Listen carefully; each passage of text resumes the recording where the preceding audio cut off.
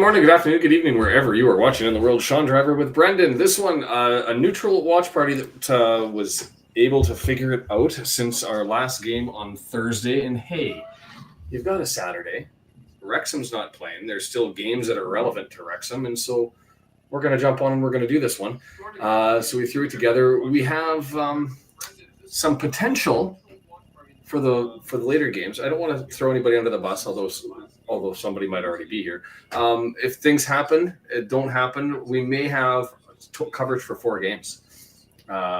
So we might be doing a whole whopping thing. This is just going to be an easy Saturday, a little informal.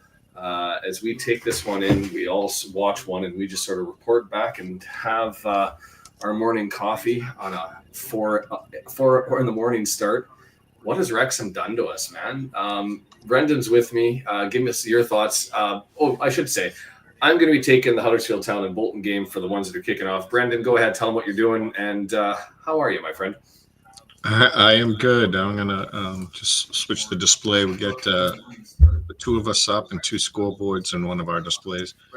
I've got Cambridge and Mansfield because those are the only 2 games we got at 7:30, right? Well, 7:30 East Coast. It's super early for Shaun. 4:30. She's yeah, and 12:30 in Wales. So yeah, that's what we're going to be bringing. And then at 3:00 we'll be in Wales time. We will have another 2 games. And I'm just going to be people in here. We got Merlin, Deandra, Welsh Techie, which we don't get in the chat. Hey, Techie, how are you? Right. And Marie from SoCal's joining today. Joining us to watch this one. It's an interesting one and I was wondering, I always like doing these games because you can tell who's got a gray gray market stick at home on the 3:00 games. This one, they'll be available on Sky, picked up early. Marie from SoCal stopping in as well. How are you? So it's always interesting because you get the 3:00 games and then it all goes dark in the UK. And so we become a resource that isn't normally available for them. Let's just be honest. This is going to be a lazy one. It's an interesting, fascinating one that I'm obviously jumping into here. I thought with the transfer going on, you normally end up seeing that when a player moves over to another club that they don't play, they sign an agreement not to play in the matchup against the other. Now, maybe that's just with loan players and not with outright transfers. But Dion Charles taking on his former club in this one. So that one I find interesting is Huddersfield bulked up. And we'll see how they look. And I don't see the second new guy that they've got actually in their lineup. I'm assuming he's on the bench. Maybe I just got the names all mixed up. But it'll be an interesting one. But it's going to be lazy to the point that if I have to go up to the washroom, somebody's going to have to remind me that I'm in my pajama bottoms still. So let's deal with that on the outright. But we're both mad. And Techie, I read some of that information, mostly about the COP and that sort of stuff I found interesting. 5,500, but with the ability to move to 7,500, that the not going to buy the apartments and knock them down. But let us know anything that you picked up from that one. This is just going to be a regular chat about and talk about. And in fact, if you wanted to join us at the half and have a chat, you're more than welcome. We can send you the link and get you on here. Brendan, you've got our old friend Mansfield, and I was kind of hoping Marcus might show up because very rarely do we cover Mansfield. Marcus is always seeming a Mansfield fan. And I've got the name right, don't I? I don't know. I think I do. Marcus from Mansfield. Anyway, hopefully he stops by because it's always nice. He's been in and around and supports the channel despite being the wrong color strip that he wears. Can't wait for Fid to upload that interview. Yeah, that's it. From what I read, there was tons of tidbits, but this is one of those things. My brain ain't firing. And let's just be honest on that front. Early in the morning, we're going to figure this out. And I imagine we'll be gaining people as the day goes on, them getting their notifications and being like, there's something happening at the Red Horde. So we'll stay here and build. The like button will help down below. Our sponsors, Ultimate Promotions, if you're looking for pins, if you're looking for medals. And I did get confirmation from my sister, the first Red Horde fan purchase of pins from her company, and so that's really exciting. And so much appreciation to the people who have entrusted her and put their faith in the sponsor here that helps us out. And so, yeah, Ultimate Promotions, ultipromo.com, ultimatepromotions.biz. We're getting quick to get underway here, 7 minutes. Anything you're looking at today? Anything you're looking at for this game? What's your take on a Saturday morning where we are absolute nutters waking up way too early to watch teams that are relevant to our team in the EFL? Crazy. Me? Yeah, I'm looking for... No, it can't be anybody else, man. It's just you and me on the... I know. I was expecting some people to jump in. Yeah, I'm looking obviously for a Huddersfield loss, right? Bolton looks a little cooked at the moment. It'd be nice if they just got up for this game and somehow beat Huddersfield. I'm not optimistic, but, you know, that's what I'll be rooting for. Julian Darby is the substitute because Ian was fired. And so I'm trying to find out whether he's got... And that one, a tough one for Bolton. I mean, not having the result that they've wanted. They're sitting in 9th place. They still have an opportunity to get out. The guy that was their manager got them up to the promised land and built them up. And now he's sort of, been letting them down. Julian Darby, senior career. Is this his first coaching career? So, yeah, Ian Evatt left the club, mutual consent, they say. Although I always think that's the preserve your reputation. My elbows are sharp. Figure something out. Oh, and I know what I forgot. I forgot to get something. So I'm going to have to run after I finish my thought here.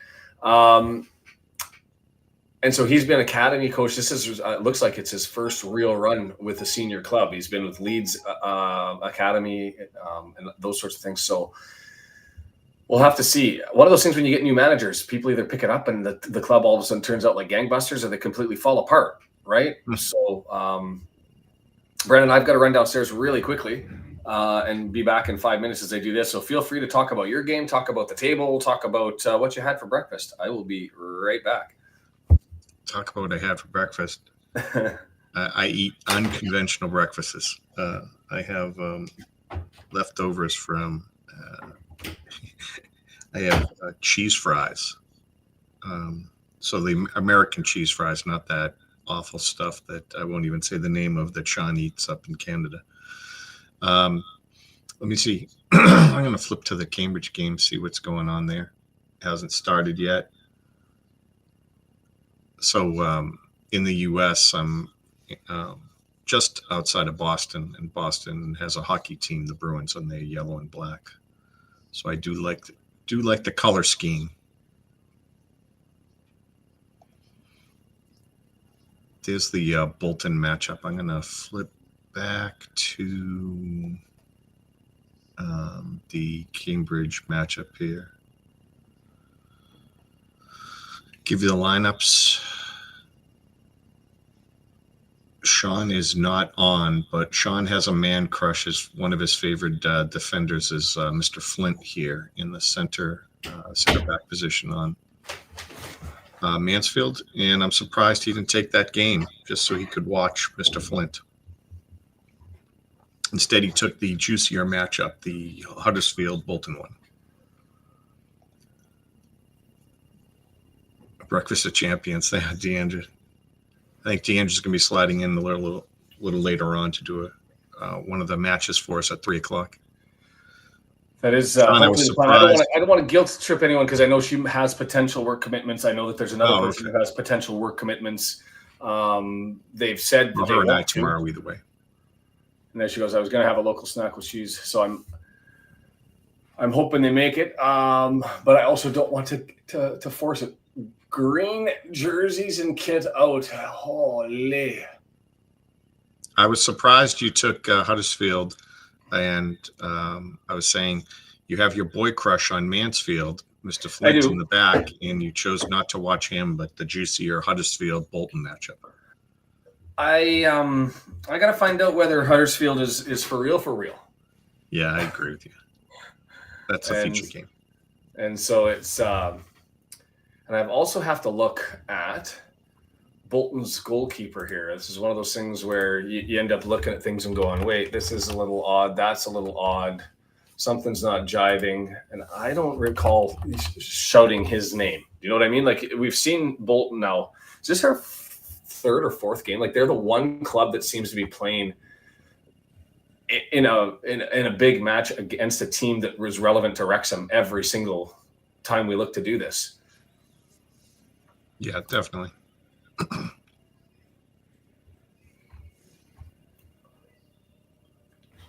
So, got to be weird having your leading scorer in the jersey of the other side. But anyway, let's pull this up here.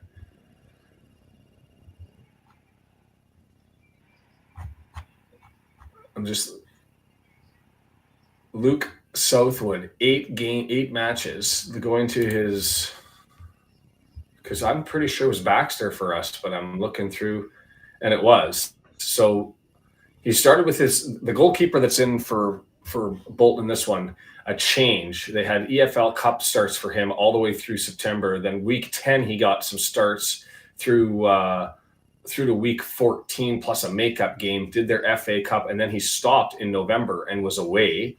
Don't know if injury or otherwise, and then has just been back through 3 games in January, Mansfield, Cambridge, and Charlton. And he's back in now as they're having a moment of silence. So I guess we're just going to handle this one. When you see something, you go ahead and jump all over it. And if I have to cover with more play-by-play in this one, I guess I will. But we'll just see how this all... Say something, sure. See something, say something? Yeah, that works for me. And I don't know if you have the stats up on yours or any tidbits you can get. I had, while you were talking earlier, I brought up both lineups, or the positions for both teams in both games. So and then you let me know when any scores happen. I have a scoreboard under you, Huddersfield, Bolton, and I have the Cambridge, Mansfield one under me. I want to see how that looks. Let me refresh my page. Hopefully that doesn't bump me all backwards, but I was curious if you're going to have the time to do that and risk it. Yeah, I figured maybe I'll break everything. Maybe I'll get it working. We'll see. That looks sexy. I like it. We look all professional and stuff here.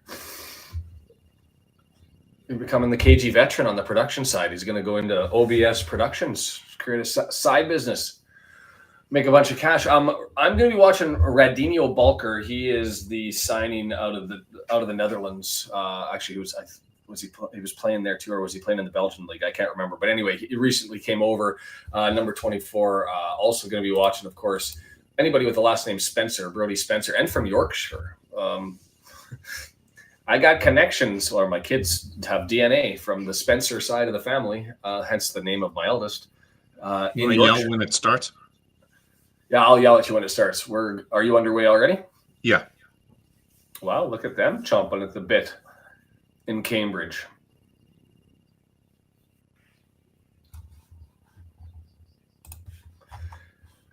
I'll tell you what, the crowd is quiet.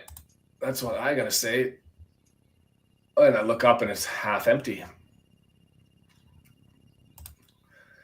Dion Charles, blue and white stripe are underway. And I will let you know. So if you were watching this one, it's Huddersfield Town going from left to right on your computer monitor. Bolton Wanderers from right to left. Oh, score early, Cambridge. Wow. Chaos out front of the net and blasted home. I was watching the scoreboards to try to start that when you gave me the cue. And I missed the pressure that Cambridge was providing there. Wait, I'm going to get a replay in a second. I'll tell you how it broke down. Minute and a half. Looked like a cross from the left side.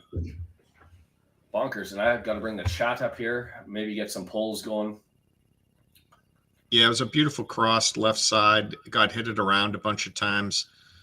A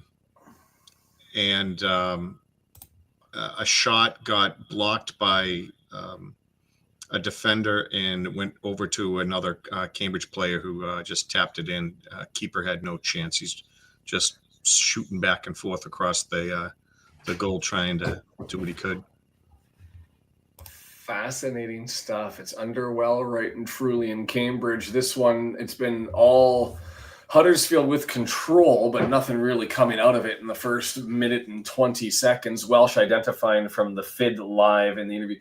It's an interesting thing, and I'm curious to hear his take or anybody's take on the CEO. As far as CEOs go, this one's seemingly more reserved, more quiet than even Fleur. And that's something to say as far as interaction with the club's fans, communication strategy goes. I don't think anybody's really complaining about job done as much as they're complaining about including them in the conversation and maybe connecting with the community itself. But I'm curious about that perspective of things. Huddersfield, the pace and the goalkeeper has to come out. Forgive me, I'm still waking up. About 35 yards away from goal to clear that one is who was that? Just blasted by all the defenders and had basically a free run running towards things. Got some pace, does.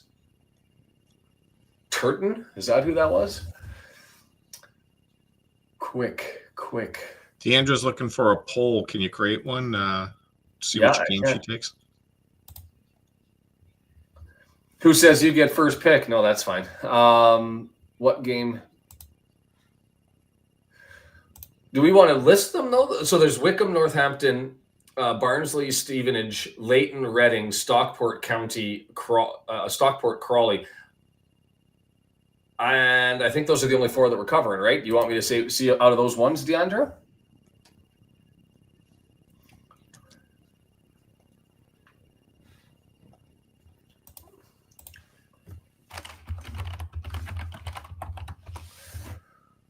Oh boy. Okay. Let me know your thoughts there, Deandra. As that comes in, I'll keep an eye on the chat to add that. I wanted to go just to the live.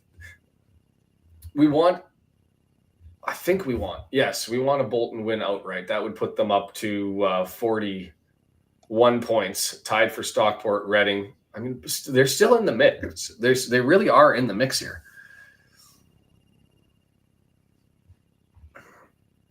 And Cambridge trying to get themselves out. If you haven't looked at the bottom of the table for a while, it's the gulf is starting to increase and divide, right? Northampton sitting in 20th.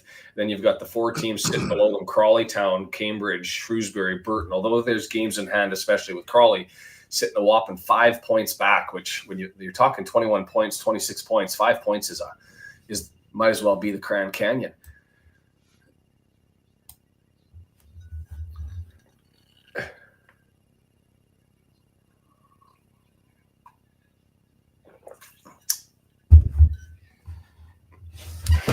Oh, getting comfortable in this one. The other thing that I forgot about was, if you haven't listened to the Bolton Wanderers broadcast, I still want to find out who this individual is who has it's like a Yorkshire Scottish accent.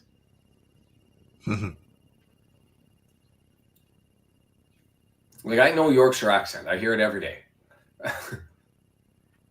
And there's something quirky about this one. And I'm trying to figure out the source. And I want to know what that's all about. Southwood getting them back underway here. Bolton looking to advance things and attack on Huddersfield. Huddersfield bumps that down.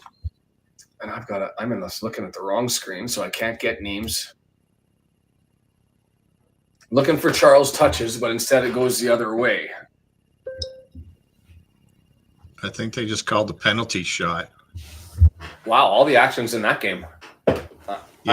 Cambridge had a breakaway, and they took the. I'm going to watch it. Nice pass ahead. Great run by a Cambridge player. Oh, yeah, they took out his legs, and it was Flynn. Your boy? No, it's another player who has the same headband and whole setup as Flynn, but it wasn't Flynn. Came over and cleaned out the guy at his legs. Yep, penalty shot. Cambridge is on the verge of 2-0. Well, I'll let you take that one. As all that happened here was one of the worst free kick attempts I've seen from 35 yards out by Morley for Bolton. Just hammered it all the way through, but they've got an opportunity here. 18 yards off.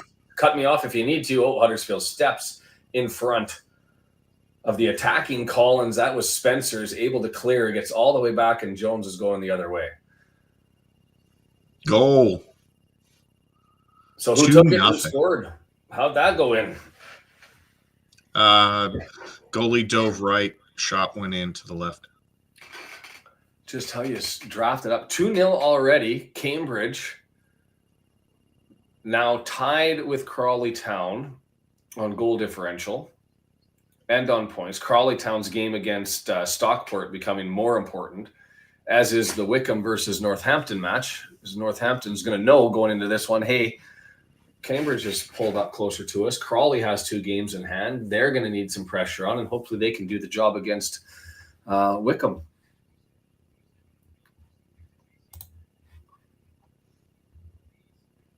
Don't disparage Shaun's football crush. Please don't. Yes.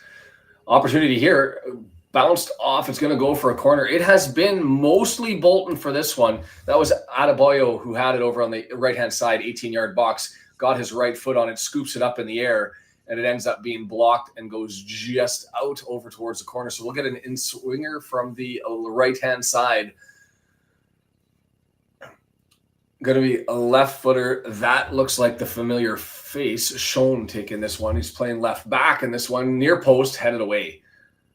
Not much there. Picked up Morley. Morley over to Shaun, who's on his opposite side. He tries to left foot it across from the right-hand side. No luck, but he wins the ball back. Middle of the pitch and gets tackled away. Well done there by Huddersfield. And it's collected by Cogley. Morley. All Bolton all the time right now as Huddersfield grabs it and they're looking just for a clear. No, they're going to play it through the back and give away, stumble bumble, collision, no call from the referee, and Bolton maintains pressure again. 8 minutes. It's been a good solid 2 minutes, all within the final third. And trip down, fall. No, gives it to the goalkeeper. That was close. Ball was loose, jumping up and down, and I thought he stabbed at it and caught him with his feet and hauled him down.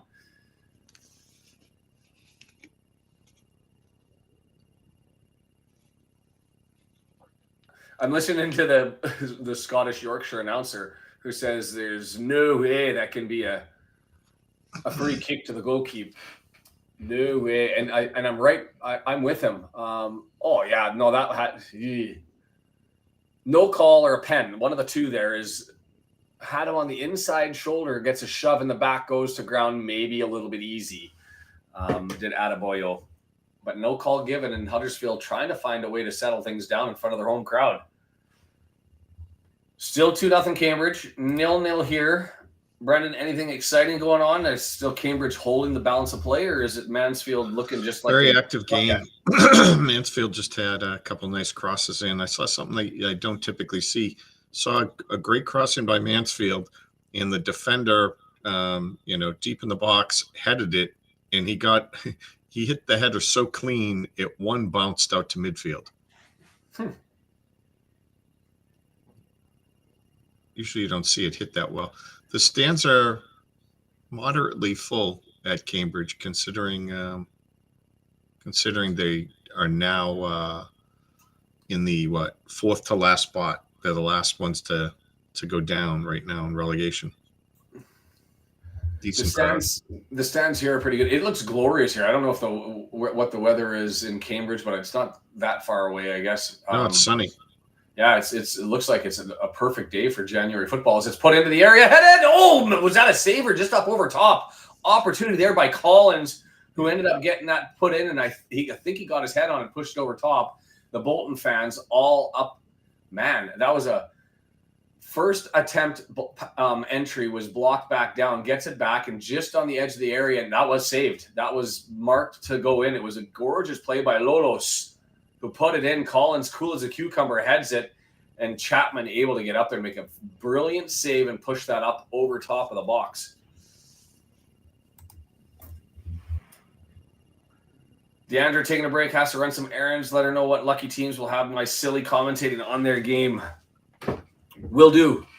Yeah. To be fair, I'm good with 3 of the 4 that I've earmarked.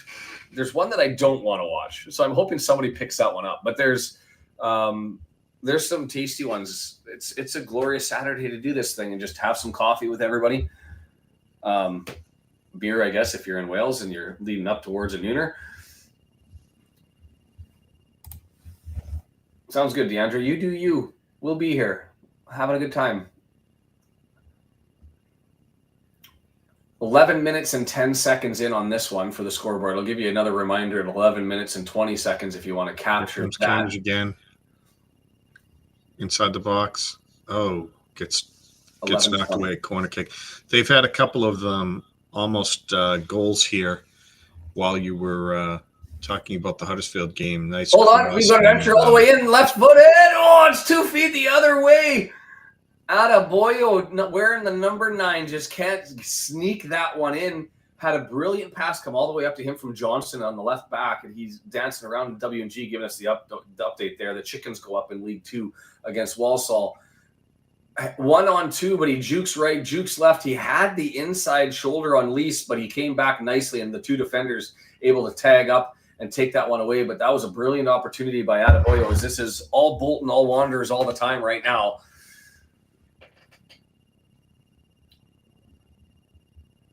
Cambridge seems to be all over Mansfield, but they've got something to show for it right now. Bolton, the better club.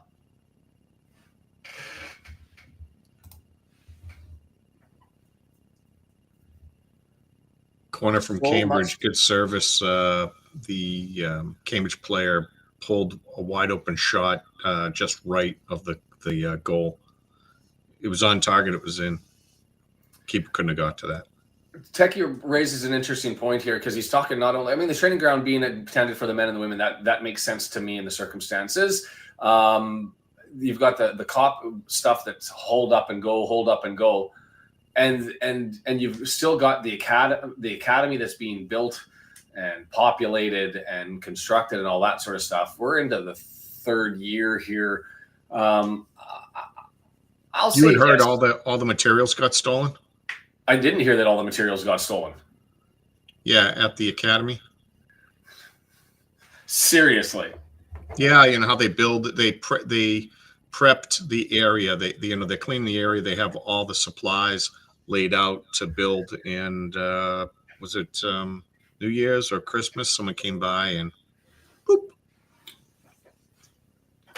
It's add that to the, I mean, I guess construction theft happens. I know that from the fire situation and having squatters that were going through the building as it was being reconstructed and tools taken and cameras out and all that sort of stuff that I know it's often a frequent source of theft and stuff like that. But I just wanted to pitch this one out there. Is Bolton coming forward 3-on-3, left-hand side here. It's going to be into the 18 area. Lola banged away. It comes loose. It's cleared there by Evans.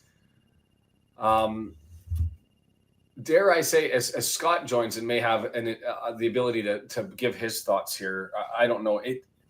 The management and regulatory regime, whether it's hold up from the county, whether it's hold up somewhere else through the channels, whether it's just delay by the CEO as far as efficiency.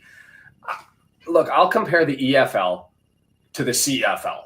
And when I say that, that's our gridiron football opportunities. I'll come back to this. Huddersfield, 18-yard box, taking a crack, gets blocked, comes over to the right-hand side. It's now being passed around as Huddersfield. First bit of pressure that they've had in the 14 minutes that I've watched the game, and they draw that back. I don't want to be critical, but if like the Saskatchewan Roughriders were looking to build a thing, they build a damn thing. And I don't know who to point the finger at, but it seems everything is so slow. Like the money is there for the academy and for the training ground and for the redevelopment of the COP. Largely, there's been some stuff with maybe movement. It took some time for the money to get earmarked, I guess, on the COP.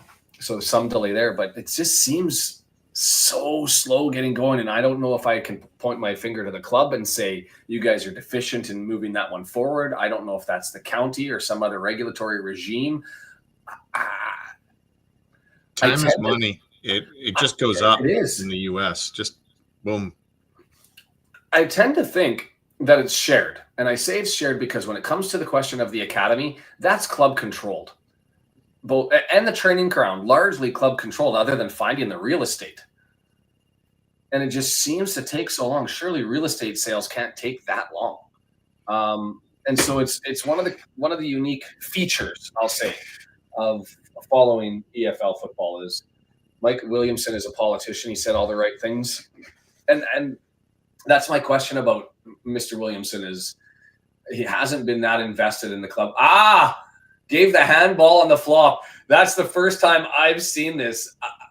Richie Larea pulls this for the Canadian men's national team, and I talk about it all the time, where he goes to ground, wants to get a foul, and so reaches down with the hand and scoops it and forces the referee to make a decision. And Lolos goes to ground very easy there on the flop and grabs the ball, and the ref just goes handball, free kick the other way. First time I've seen that, where the official goes, no, that's just foolish.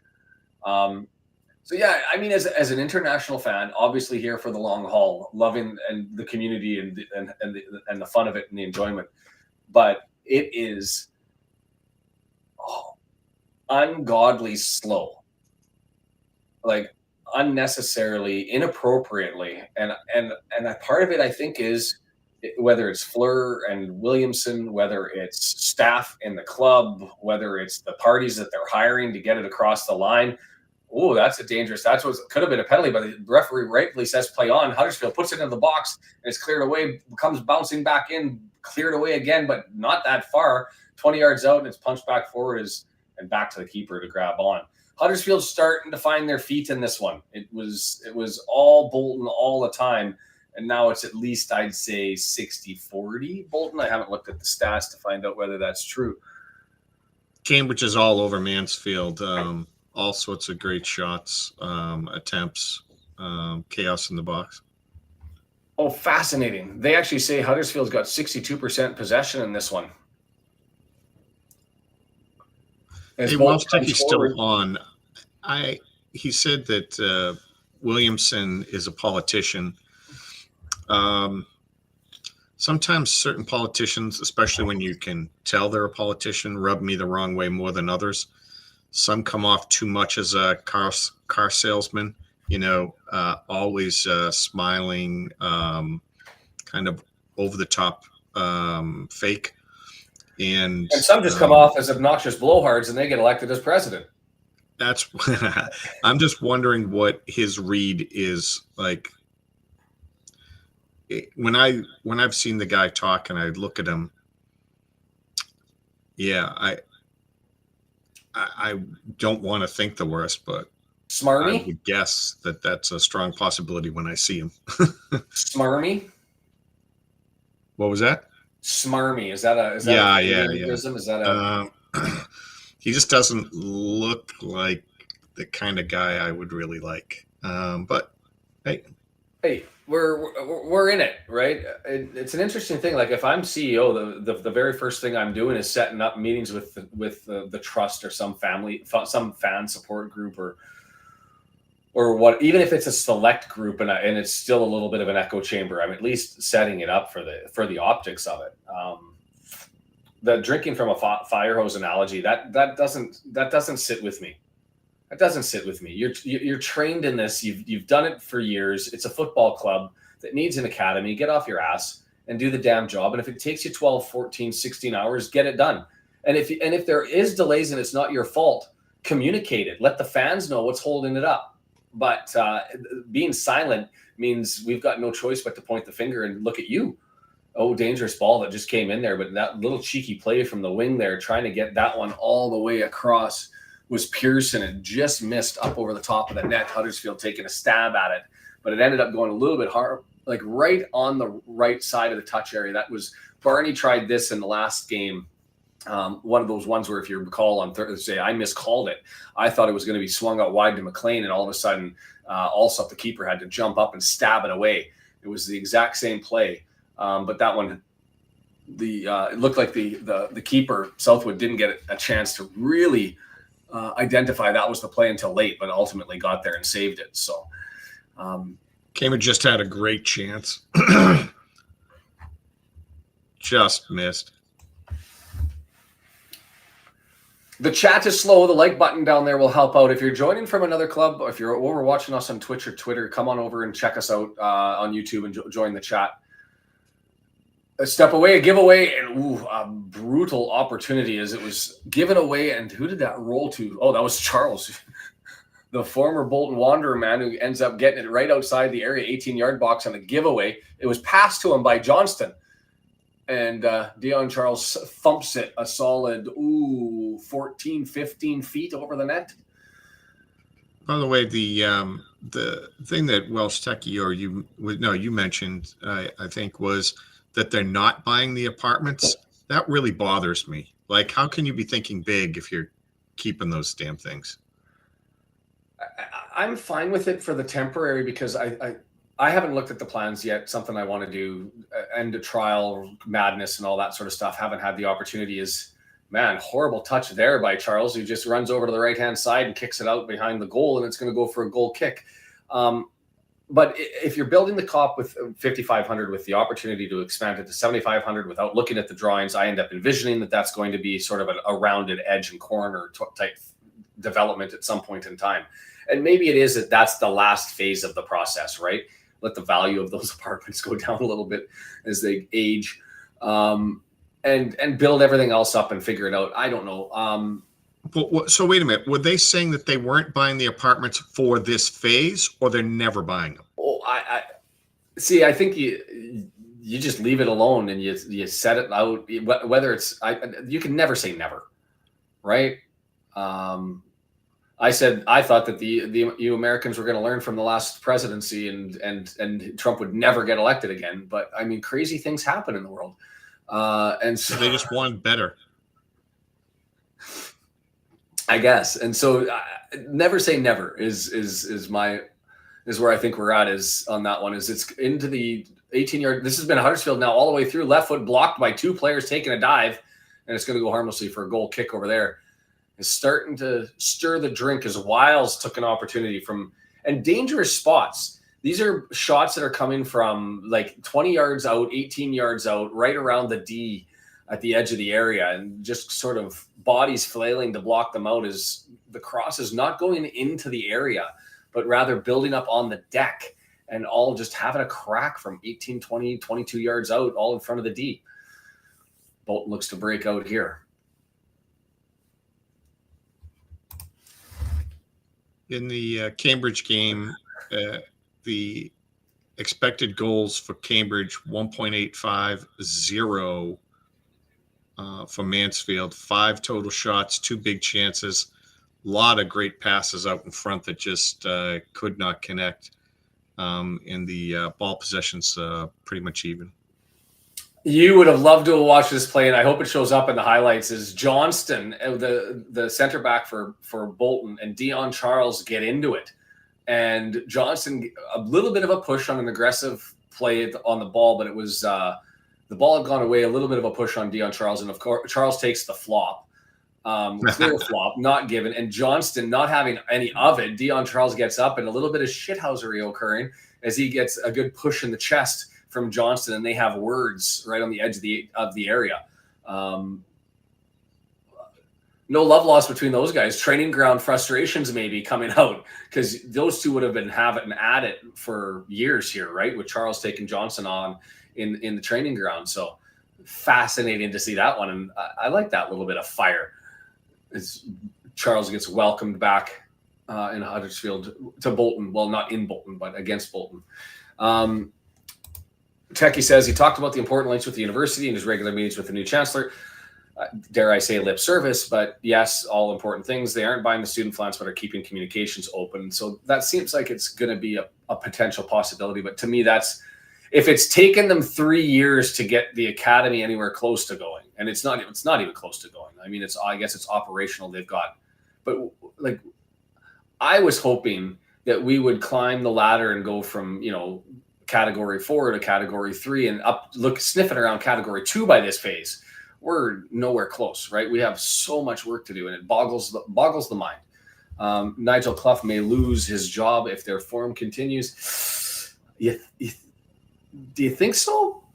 I mean, sitting in 11th place, if I was a Mansfield fan going up and you went up in 3rd place, sort of struggling towards the end and a little bit behind, and I don't think Ms. Radford, the owner, is the type to really shake things up. I think he has, other than Parkey, one of the more comfortable lines for an extended tenure.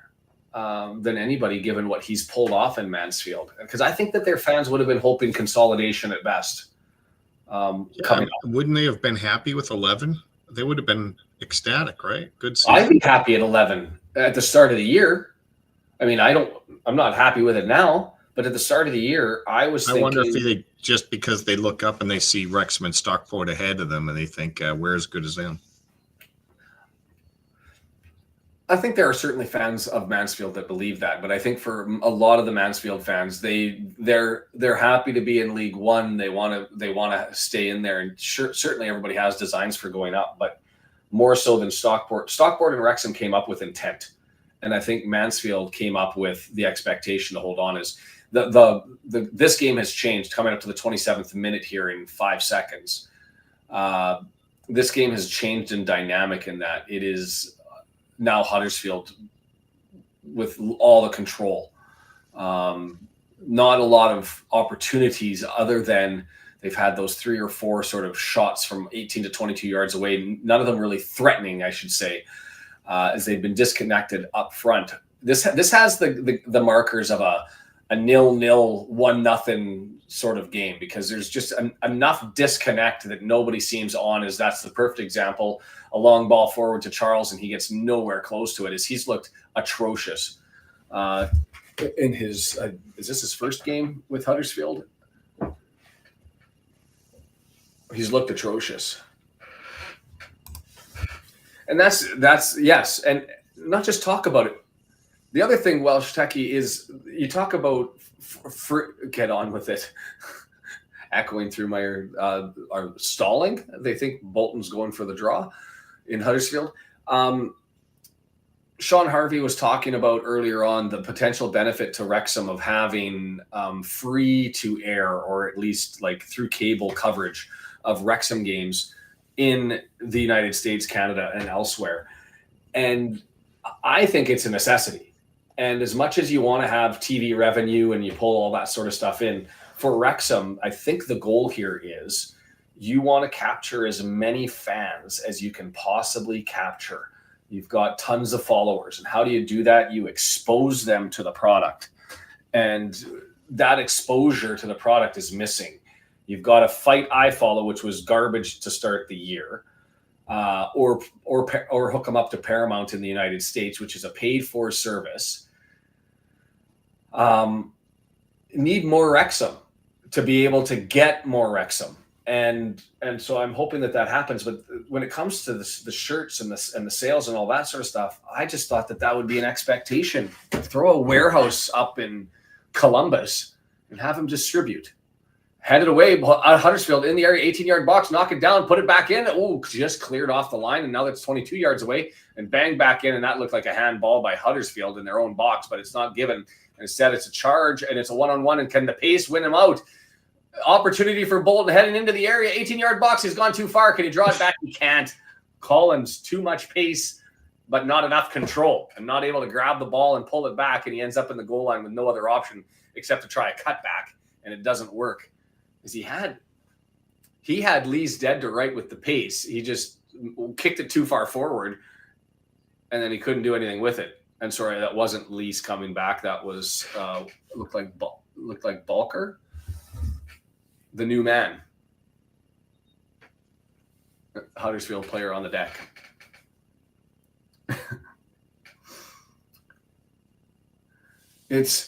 It's one of those things to Techie and to Scott and to those that are Wrexhamites that, I mean, love the club, love the story, love the community, connected with it. All those sorts of things are there. There's an opportunity for continued growth. You look at, 10 times larger than almost all of the other clubs for social media following in League One. 4 times larger than the second biggest, which is Birmingham City, which goes to tell you something as to the scope and reach of Wrexham globally. Amazing marketing with 2 of the best at it in Rob and Ryan. And I feel like club management and bureaucracy is holding back the club from opportunity. And look, I'm just a lawyer who sits in an ivory tower, and pretends he knows things that he doesn't really know about and talks about them in court. So I'm not going to profess to be an expert, but very rarely do I look at job being done and say that's being done poorly. And that's sort of where I'm getting to with the whole club operation level.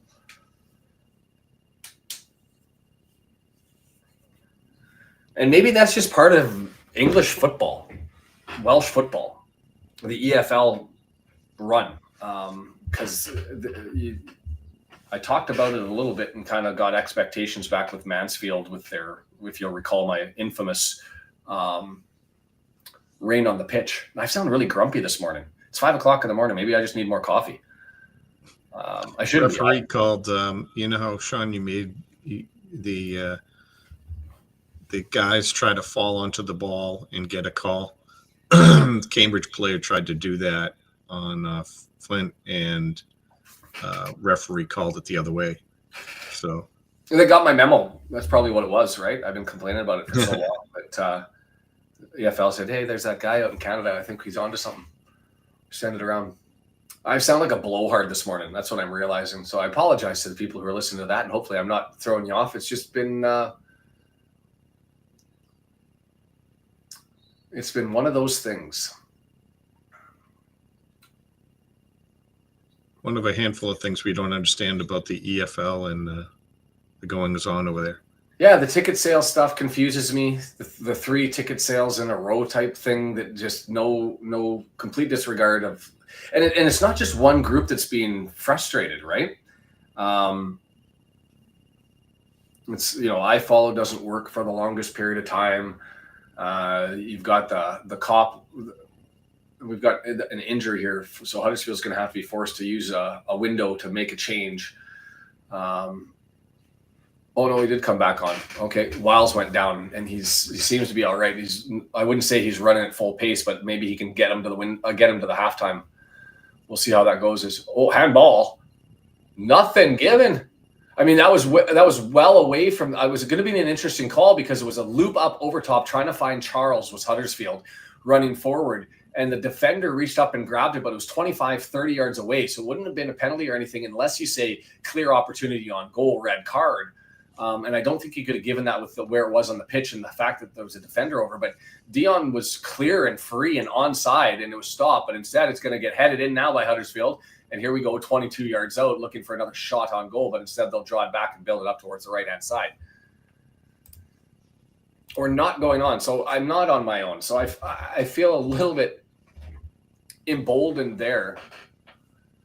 And I hate to do like a video where you end up doing what's the status and what's not been done. But it seems like you kind of want to go through the year of the off the field management stuff. And it just seems like it's mistake or frustration or delay or on every single thing. And at some point in time, you've got to learn to control that fire hose.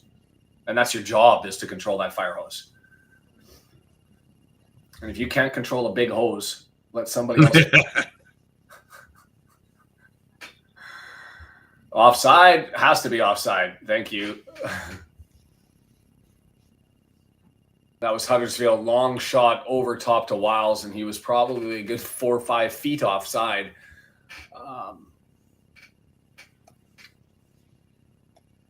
And he's struggling, so they're going to make the sub as he's.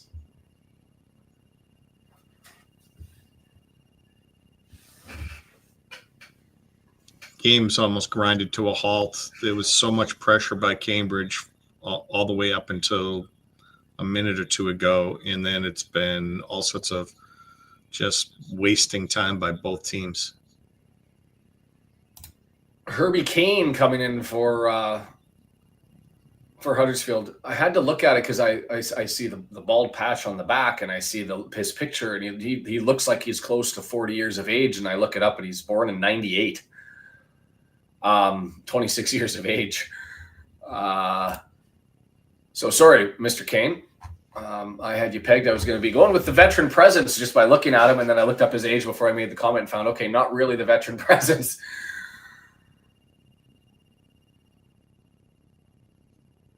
Another long play. That one I don't think was offside, but they missed the pass forward, and it just skipped past Taylor and ends up in the arms of Southwood. And here we go the other way. This could be interesting. What do you got? Mansfield finally had an opportunity across into the box. It gets headed to a Cambridge player who decides to head it to his keeper so that the keeper can grab it and pick it up. And the keeper is surprised, so he has to lunge and dive at it to make sure he gets it, and he pulls a hamstring. Oh, no. I think he's going to be coming out of the game. Yeah, pretty sure. And just as you said hamstring, Johnston goes to ground, clutching his leg, stretching it out. Right leg seems to be okay. You cursed that one. Like, that was like right on cue. Scott says credit to Williamson. He does appear to be the CEO, the job of a CEO, which is a refreshing. I like the man. And it's important for us to get the context. Obviously, I've never chatted to the man with the man. I've never met him, never seen him in operation. I just am frustrated with the output.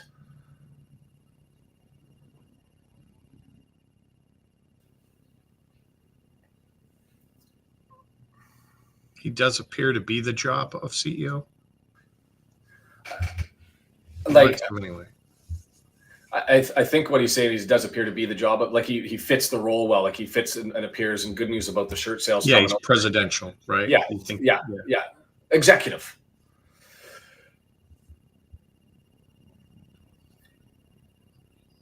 I mean, I could just shut up and go and get my post-grad certificate or go and get my master's degree in sports governance and then apply for the job myself and shut up, right? Late tackle. Oh, he did swipe him out in the back of the legs, but going to be no call there as that was a tough challenge from Thomas and Bolton. Get in, slid, wiped out.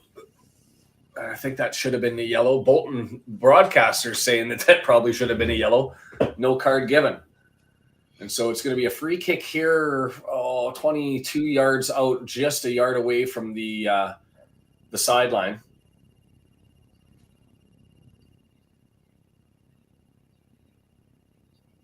The keeper for Cambridge is pretty upset.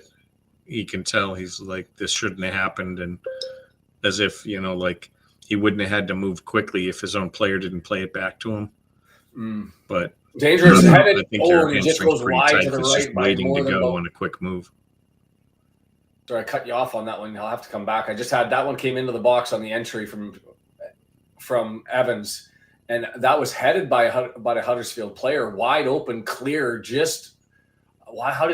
That was a horrible attempt because he had the position, he had the right angle, everything was there, and he took it off the side of his face, and it kind of got him in the jaw and goes about 8 feet wide to the right. I think he could try to head that 100 times, and I don't think he could miss that poorly. As it's still all Huddersfield here.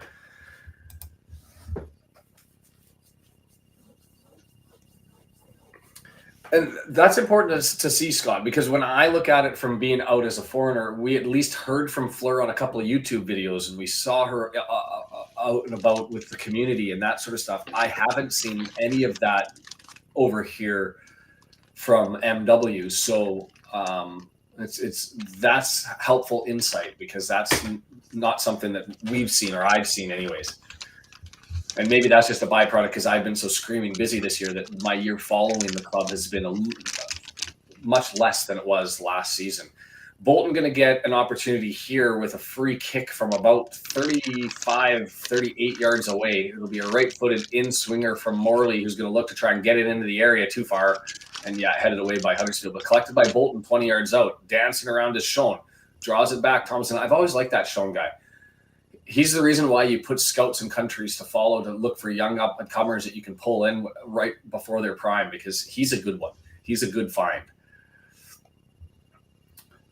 Cogley trying to get it in. Can't. Headed away. Cogley with a difficult challenge. Shoulder barge. Oh, now he's making a meal out of it as the player on the deck. He just got shot. Oh, yellow card coming out. Or is he... Who did he pull the... He didn't pull that out right away for the attack or for the... for Cogley. I mean, it deserved a yellow, but I just didn't see him show Cogley the card. It came out afterwards. Got to be a yellow there.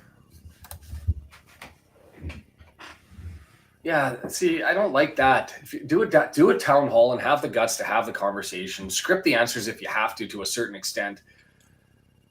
But you know what people are going to ask about, right?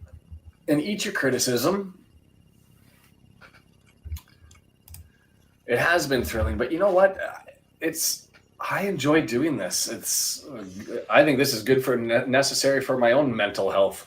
Because I'm curious and I want to know exactly what's going on with the teams around Wrexham on the table. But checking in with everybody, enjoying everybody's company. Whoa, that's gotta be a yellow. Well, I don't know what he was thinking there. Spencer coming back, and they had 3 defenders back, but he reaches up and just horse collar tackled, and I mean that. 2 hands on the back of the shoulders and pulls Cogley back. 1 hand, 2 hand, reefs him back. Got a yellow card for it. Nonsense, because didn't have to apply that much force. He could have taken a hold up. He had people there, but Brody Spencer, unnecessary yellow card down the wing.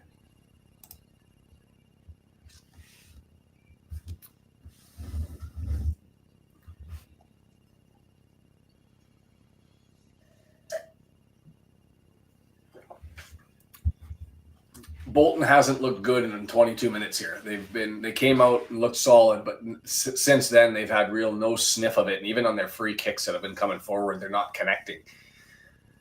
Disconnected, disjointed. But is this maybe indicative of how good the Birmingham Wrexham game was? I mean, result aside, I think we would have loved to have had the 3 points. But that was there are 2 heavyweights taking hooks at each other and waiting to see who's going to get the landing punch. I'm stumbling. It's early in the morning. Who was going to knock somebody out? But they were swinging at each other. This one, I wouldn't even say there's jabs. There's 2 guys staring at each other and acting like they're going to do something threatening, but not really doing anything threatening, as that one just rolls harmlessly for a goal kick.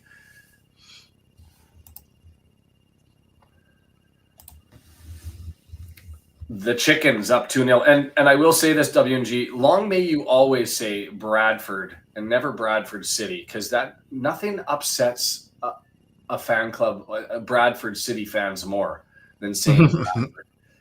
That was the most fascinating thing. There's another club, Bradford Park Avenue. I was like, they're not in the same league. Like, can we not just default? It's like the New York Rangers and the New York Islanders. If the Rangers aren't playing my club, then I'm just going to call them New York. You know who it is. Because, I woke up grumpy. I feel like I'm just really grumpy today. Where's the happy Canadian? Yeah, what's He's going on? still asleep somewhere. Trump got sworn in. You'll be much happier when you're the 51st state. 51st state, yeah. It'll be entertaining. I love everybody talking about the Geneva Conventions and why they exist, Canada, and talking about why the White House is white. Answer, Canada. And to be fair, why you have the national anthem singing about the bombs bursting in air?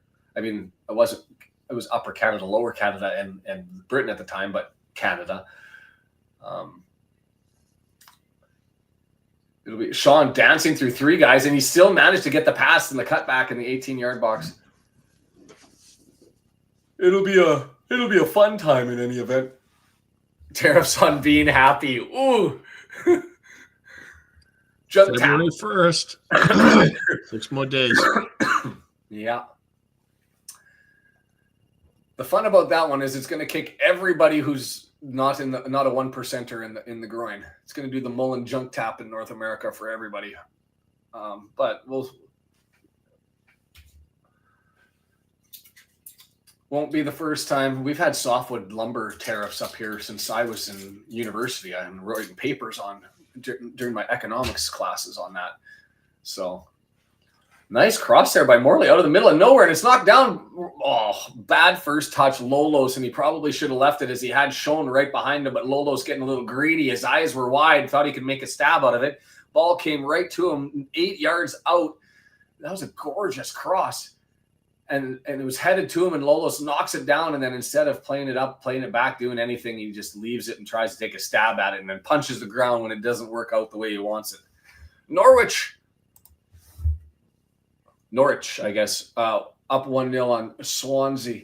And thank you, W&G, for the score stuff. And I do apologize. We were hoping to get you that thing set up, and it never did get set up.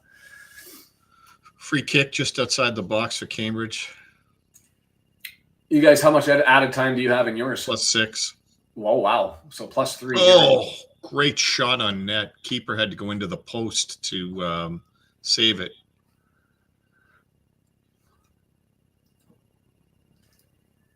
Yeah, he dove and then took the shoulder into the post. Cogley's everywhere on this one, and he's already on a yellow. And he gets tripped up, ran over, committed a foul there, and the tackle was a little bit suspect. Normally you see people lay off, but he's pushing the agenda.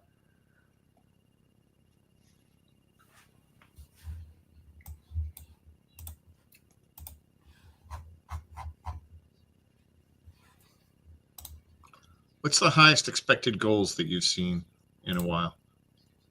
2.6. Yeah, this is at 2.05 at the moment. Wow.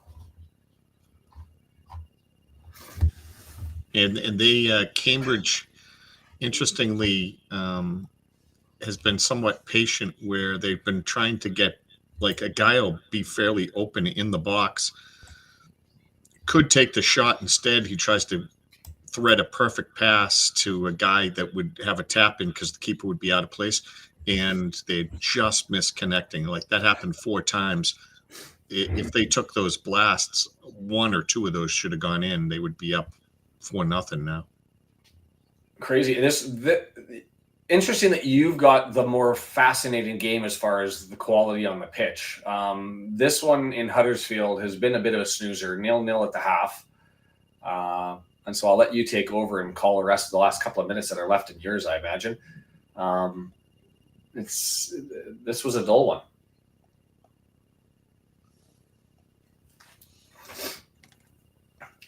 And I should say, Techie, too, if you wanted to jump in on the half, I can send you the link somehow, probably Twitter through the chat if you wanted to join in at the half, or maybe in the lead-up preview if you needed to make yourself pretty. Or Scott, or anybody. If you wanted to get in, feel free to jump that out there. I'm going to grab – I can't grab the Discord. It's not open. While we're at the half and winding things down, too, and Brendan's doing his thing, feel free to jump over the Red Horde – TikTok.com at the Red Horde. We're about 220 away from being able to stream over there live. I just think 1 minute left. Cambridge just had another blast at the edge of the box.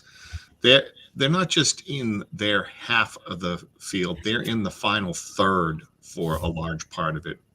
They're chance after chance.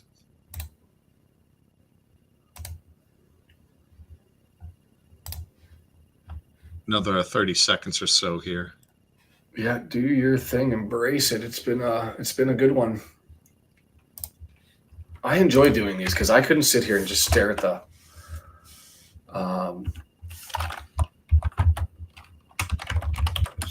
scoreboard and wonder what's going on. And it'd be one of those things. I wonder what they charge for it, but in North America, we're used to getting like the NFL Game Pass or the MLB TV or NHL Center Ice package, where you could end up paying for every game, in market, out of market, put the whole thing up there, watch it all. And Canadian dollars, you're looking at $250, usually maybe $300. So that's like 12 cents in the US. But no, it's probably around about I'm assuming the $180 to $200 US amount to pick up those packages.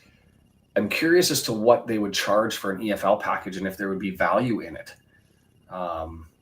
to be able to pick up as many games as you can possibly want to watch, because it's the one thing that I've enjoyed this year more than last year, in being able to understand what the teams around us are doing and what styles they play and the characters on their club and the culture of those clubs. Because it's not just who do we play this day and then wait until the next day and who do we play that day. You're able to follow the 4:30 start times in the morning, 12:30 there. I don't know. What's your thoughts on that? Do you think that a program like a pass like that would be desirable? Do you think it would be so cost prohibitive? Like, what would they charge? It's already expensive enough as it is just to get the iFollow thing. What would it be? I thought there were talks about having some sort of pass like that, all-encompassing one. There should be. I mean, I think this is BS that you have to pay just strictly for your team, and then you want to watch any other games, you have to pay them as well. Yeah. There should be, at the very least, some sort of, if you already have an account with one team, then it should be discounted for all the others, right? Like $10 a game, which is 12 US. I don't even, $55 Canadian, whatever it is. Yeah, something like that. You have to pay quite a bit for just one out of, not your team game. I think they'd make more money if it was just a couple of bucks, right? More people would tune in.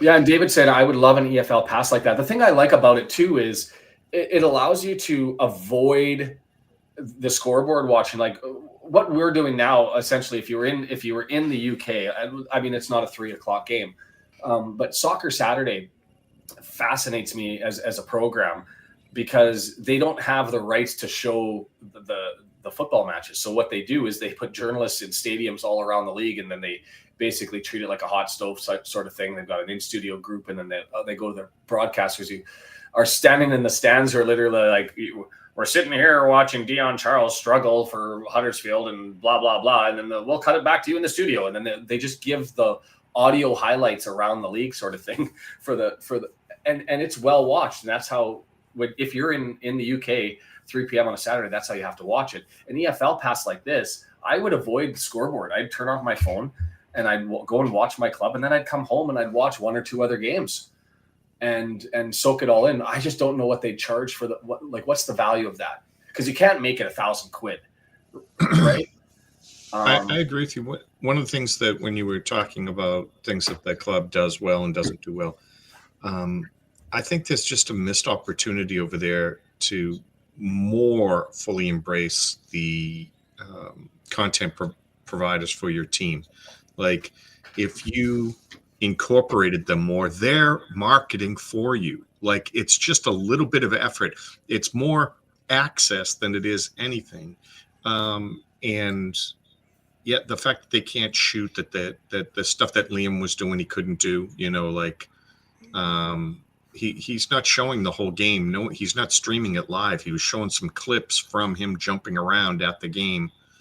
I just don't get it. I think that, obviously going on the Fearless Devotion podcast and stuff like that, and some of the stuff that Ryan and Rob have done in the past with Rob Ryan Red and stuff, great. Like, that's definitely big, but I think they could go so much further with it.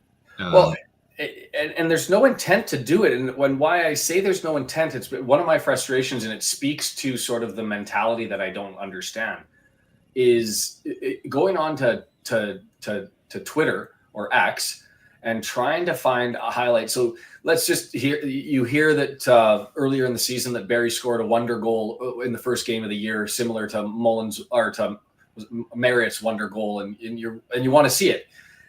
And so you go to you go to Twitter or X, and you pull it up, and it says, this content has not been made available in your country. Why the hell not? Why do you not want to show off your product? What's the point in that? Like, you've got people who are screaming to be pulled in, and it's not like I can get to the game. It's not like I'm a butt that you can put into a seat there. At least not without having to go through great difficulties and a large trip that I'm going to do anyway. But I'm the type of person you want to pull in more. You want to pull in other at arm's length fans who, you know, maybe are interested because their family was born and raised in the, I don't know, the Wigan area. So you want to do that. It's interesting. Well, that was the other thing I was going to say. Like I didn't know that part of it. What's that? Scott said it hasn't shown up in my box to bring that up, but that there was Liam put a target on his back by trying to sell merchandise using trademarked Wrexham logos.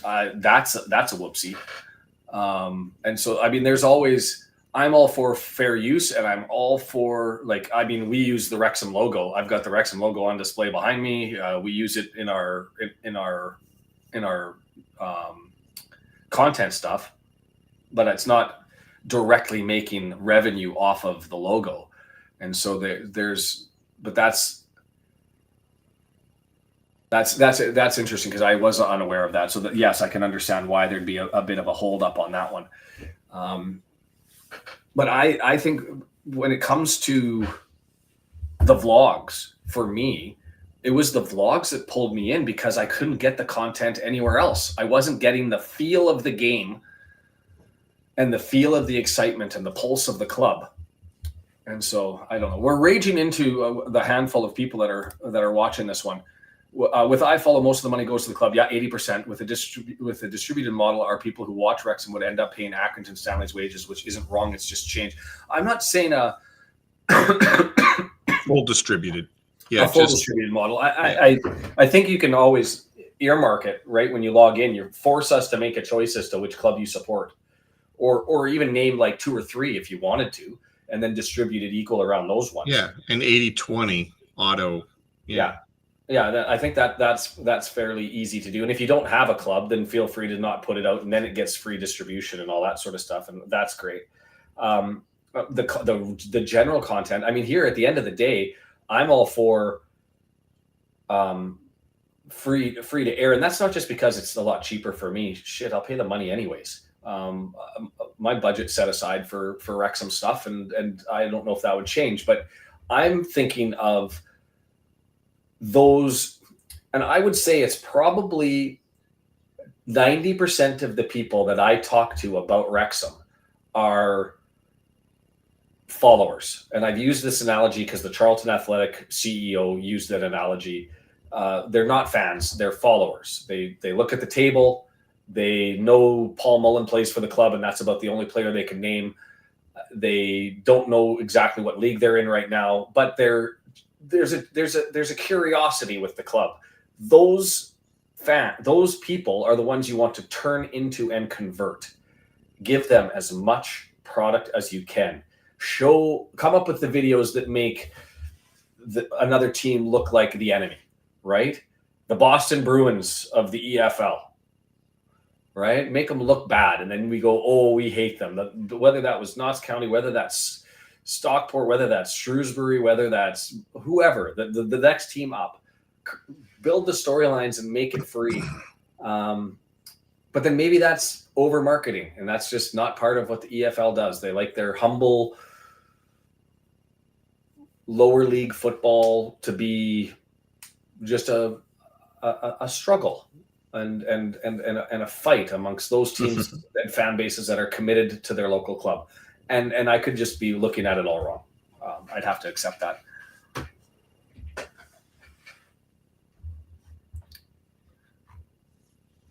Yeah, I don't know the stuff about Lamb and whether or not he did some extra stuff, but I don't know that everybody that got knocked off.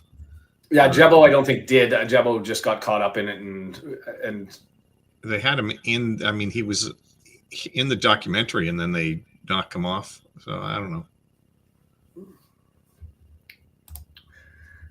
There's Tobias. It's so weird. You compare it to Djurgården and Stockholm that give backstage passes, and I hope I pronounced Djurgården properly, that give backstage pass and sideline access to international football vloggers. Yes, heck, I don't know if Brendan remembers this, but when Wrexham came to Vancouver, we had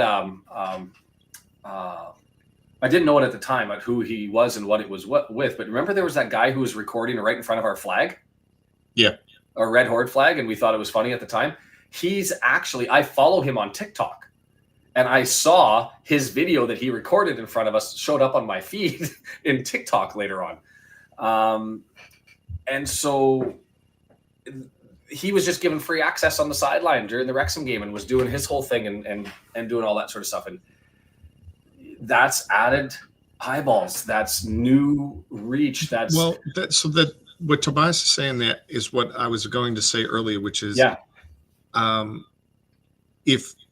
if you allow the international vloggers and content creators access, the chances are that they could be more attractive to the fans in the area, right? So you'd think that there's a chance that you and I would have a chance to pull more North Americans into the mix. And why not get that free marketing? Like, the thing is that in England and Wales, people have their teams. I mean, I know people switch, but they are really dedicated to staying with their one team, right? So there's only so much you can really grow there. And obviously, if you want to get fans that are going to spend money, that has to be more than just local to Wales and England. And I think one of the better ways to do that is get free marketing by people willing to bust their butt at 4 a.m. to, promote their product. So, throw them a bone, help them out, give them access, opportunity. Yeah. And I look at it more generally. I mean, I like to think I'm pretty humble with my this little part of the community. Like, I mean, this was put up to try and just connect people and all that sort of stuff. And so I want everybody to get just mass access. And if I'm seen as a weapon in helping and facilitate that, then great. But I'm also okay with it not being. I'm happy to just do my thing because I enjoy it and I'm selfish. This is where it is. So I'll say that. But I do agree that there needs to be more access to product. I do want to cover this one, Stephen. They're looking to get underway here shortly. If you've got the button ready there, Brendan. But the thoughts on Longman, and we talked about him in the last game. I'm interested to see where he slots in because he's a winger. I don't think he'll be asked to play wing back. Is he going to be supporting sort of in the lead role as like an advanced midfielder? Is he doesn't, the word on the street is that he can't cross the street, forget about crossing the ball, which makes me a little nervous given the style we play, but we're underway here. And I'll just finish my thought. Look, right age, has some talent. He's a player that Parky likes. And so those are all metrics that are positive. I don't know about fit. And I look at Bolton. Like, we brought Bolton in when he was a player out of position as far as style goes. And it didn't work. It was sort of square peg, round hole, round peg, square hole, whatever the analogy is. And that's my concern with him is where he fits in. But do I like the idea? Is it somewhat appetizing and delicious to have somebody who is more comfortable and likes to bring the ball on the deck and can cut back with the ball and take right footers from the left-hand side and create a mess of things offensively? Yes, that's another tool to add to the toolbox for the club. I just want more. If that's the only signing we have, I'll be really disappointed. But for Longman, I'm generally positive, but muted as a team move, if that makes sense. I love this comment by Will.i.am. Red Horde is a weapon. and all of them are, I mean, the thing I love about the content creators, and this is Welsh Techies here too, so I can say this, is you can find what you want from somebody who provides the service. Like, I enjoy the Tweet More Chip stuff. I like, and I actually think them and Fearless and Devotion are very similar in style and in delivery, but you just have the age demographic difference and maybe a little bit more angry curmudgeon from the Tweet More Chips crew, which I have my days where that's my go-to podcast. I have my days where I want Rich and Nathan and Rob Ryan Red, where I have my days where I want the Aussies swearing and cursing. I have my days where I'm really low and I need to be picked up. And so I go to me, my wife, and Wrexham, who are the happiest of the group. It's fascinating to me. I go less to Liam probably than anybody, because I feel like he's disconnected from the community a little bit as far as the podcasters and all. That teach me how to Wrexham guys really bubbly. Yes, he's also very bubbly. And that's what I mean, is you can find your style based on your mood and what they offer. And so I always say this, I don't care whether people come and, if you're here, hit the subscribe button, hit the like button, do all those sorts of things. But you can find whoever stirs your drink, right? Like, and be a part of that community. And if that's Josh at the local pundit or Matt at the Racecourse Ramble, who does more of the tech side of things, or the technical aspect of things that I just don't have the skill set for. And it's brilliant to be a part of that sort of group. And I would like to see always more. More is always good. Yeah, I guess we're back underway. We're 3 minutes in and we're doing less coverage of the game. You got something. Another goal for Cambridge on a corner. Wow. And a couple of good shots, and then a short corner and that got knocked around. A Cambridge player put a hell of a shot on goal. Keeper had no chance. Interesting. Try telling Don Henley that the Eagles would benefit from allowing reaction videos to use their music. And certainly there's those groups that established. I'll give you the counterpunch to that. There is a young Welsh kid named Ren. And if you haven't heard the name Ren, you're not on YouTube enough. Independent artist. Ren, yeah, he's really good. He's one of the best songwriters of a generation. And that wasn't me that said that. That was Lloyd Andrew Webber. Do I have that right? Anyways, who ended up saying he's the man. And that's all content creators. And he went around and commented and went on and did podcast type interviews with those people. So there's opportunity. I think it depends on market and where you sit. And for Wrexham, I think that makes sense to have. Yeah, Ren is superb. If you lots of mental health stuff going on there. So if that's a concern for you, Andrew Lloyd Webber, thank you. If so, a content warning with some of his stuff is it's heavy, but go and check Ren out. Rather impressive stuff. Wrexham are unique in that we probably have the most podcasts of any one club. Most have only one or two. Yeah. And it's fascinating that it's the fans who are leading the charge on promotion of the club. And I say that, welcome to Wrexham, obviously the lead, obviously the one that connects more people. But as far as figuring out the pulse of the club, it's the podcasters and content creators that I think connect followers to fans.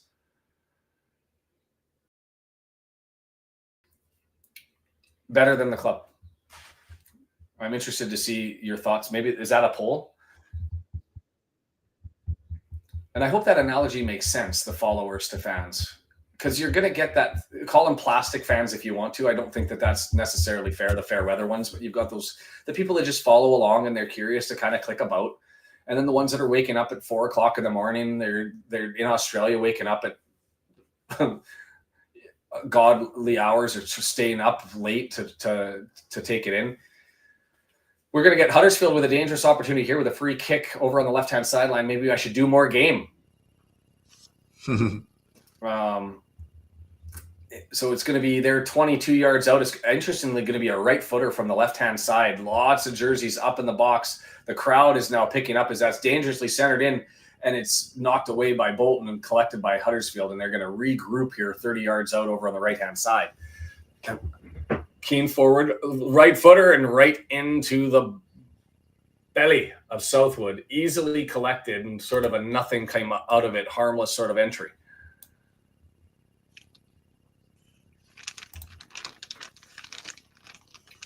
I did not know that, and I haven't heard Welsh language verses yet, which is amazing to me because I think I've listened to his entire Spotify thing.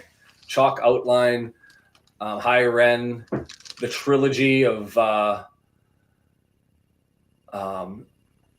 Jenny Screech. There's so much good songwriting and so much performance quality in his work.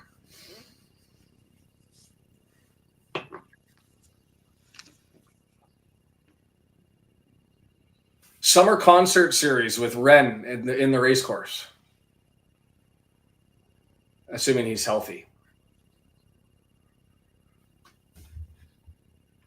And interesting to me, one thing I didn't talk as we were going through things at the half, just so that you're aware as to the feel of things. The Bolton broadcasters talking about the 5-3-2 by Derby and saying that Bolton's looked sharper than they've looked all season long already.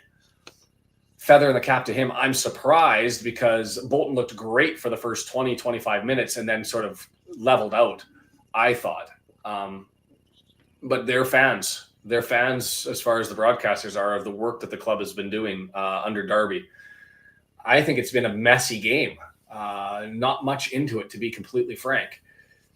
As Huddersfield advances the ball, and there's a perfect example. Long ball down, shooting it for Turton to run onto, and he leads them by about 8 feet, and it just goes harmlessly out for a throw-in on the left-hand side. Lots of disconnect, lots of frustration, and not a lot of magic in this one.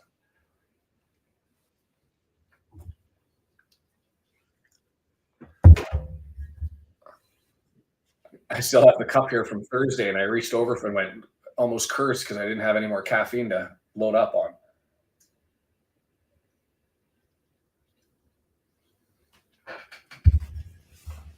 They're talking potential early subs. And the throw in here, and it just goes out. So, I mean, that's a solid 90 seconds between throw-ins to come in and get knocked out. And, I mean, it's scrappy through the midfield and not a lot of love either way. I didn't go through the stats here during the half, so I'll pull those up just as we do it. 60%, 40% are the possession stats in favor of Huddersfield. Expected, the XG is 0.57 to 0.11, Huddersfield with the lead. 10 shots for Huddersfield, none on target. Bolton has 2 shots, one of them on target.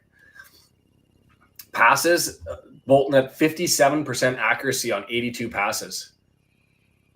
Goal! As I just say that, Bolton scores. Collins, left-hand side. Limbs everywhere in Huddersfield in the away fans. And I'm going through the stats and I missed that build-up. And I just looked up as the broadcaster started to get excited to know that it was on the... Collins ended up with it on the left post and easily delivered it. Lots of room. They're swinging for 6 in the goal celebration here. And that was Lolos with the pass, who's had a couple of good ones, to be completely fair. Oh, and it was a stab pass. And it bounced back to him, and he just chips it up over top, and Collins runs into it and dances around the keeper and goes in. Headed away, and that was Lolos with the entry, headed away. Cogley with the chip over top of a defender, collected by Collins over on the left post, and he just moves it past the keeper, has a wide open net, and just puts it through. Had the keeper commit out early. 1-0 Bolton up. Good news for us.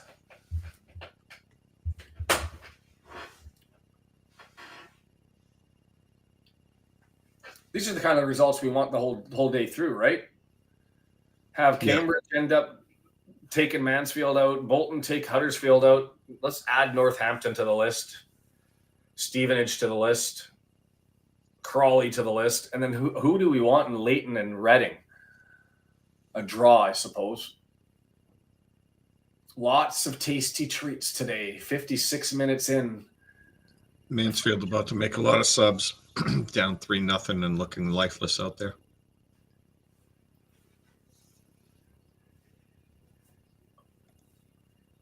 The Bolton fans in full voice. That was some kind of vision by Cogley. I think Lolos had the nice entry in, and you'll take that every day. I mean, that's just a good cross or a good entry, a good kind of a half cross because he was relatively close to the middle of the pitch. But the header that got away landed on the feet of Cogley, and with no space, no time, he's able to just quickly chip up over top and a beautiful chip over the top of the defender and landed onto Collins' foot, and he was able to hammer that in. It was. There have been prettier goals, but as far as an effective pass to turn nothing into something, that's exactly what you want in tight corners, and Cogley gave it to them.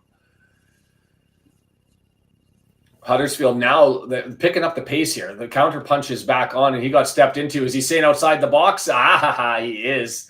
I'd like to see the replay on that. As Huddersfield was cutting in, he got tripped. He clearly got tripped. The question was inside or outside of the box. And Johnston, I think it was outside. My first take, I'll be fair. Have a look at the replay here. Johnston dragging the leg. Yeah, made contact right a foot outside of the box. Whoa, it's close. It's close, but I think that was the right call. And so we're going to get a Huddersfield free kick from like literally the right corner of the 18-yard box.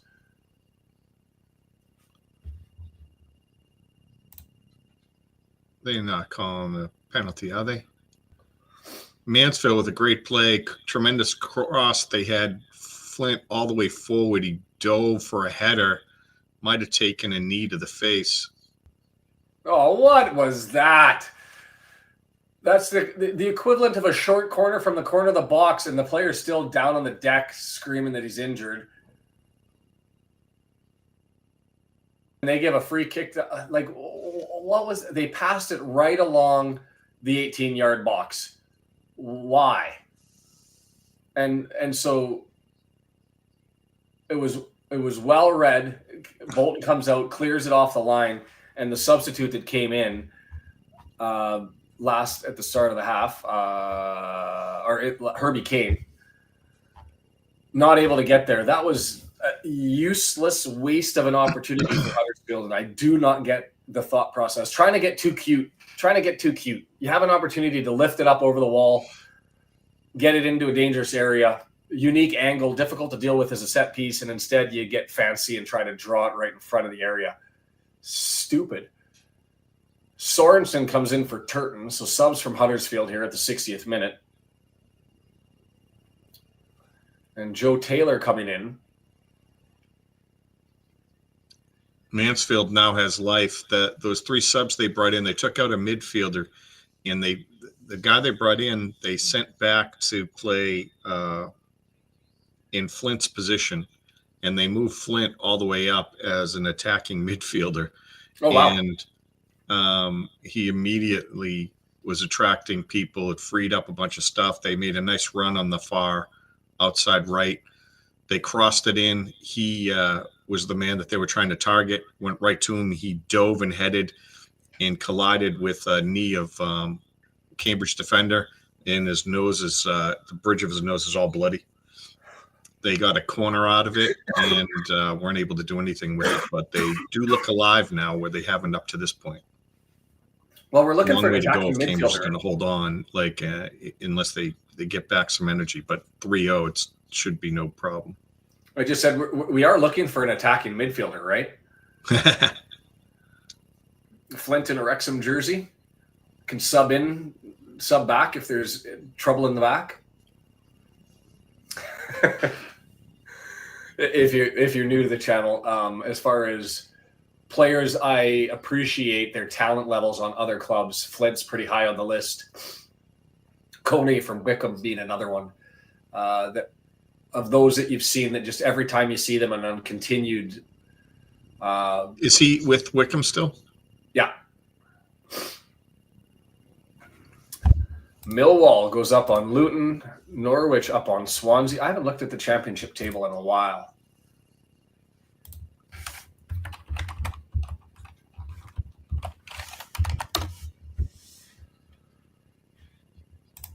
Pretty packed at the top. They were a couple. I was more interested in what was going on at the bottom. You've got Plymouth Argyle, who's all the way down, but then you've got 6 teams, 29 points and below, dealing with the relegation stuff. Is we're going to get another Huddersfield free kick, corner. Oh no! Ping-ponged all over the place. Header bounced down in front of the goalie, up over the goalie, and hit the crossbar. And that's Mansfield applying the pressure now? Yeah.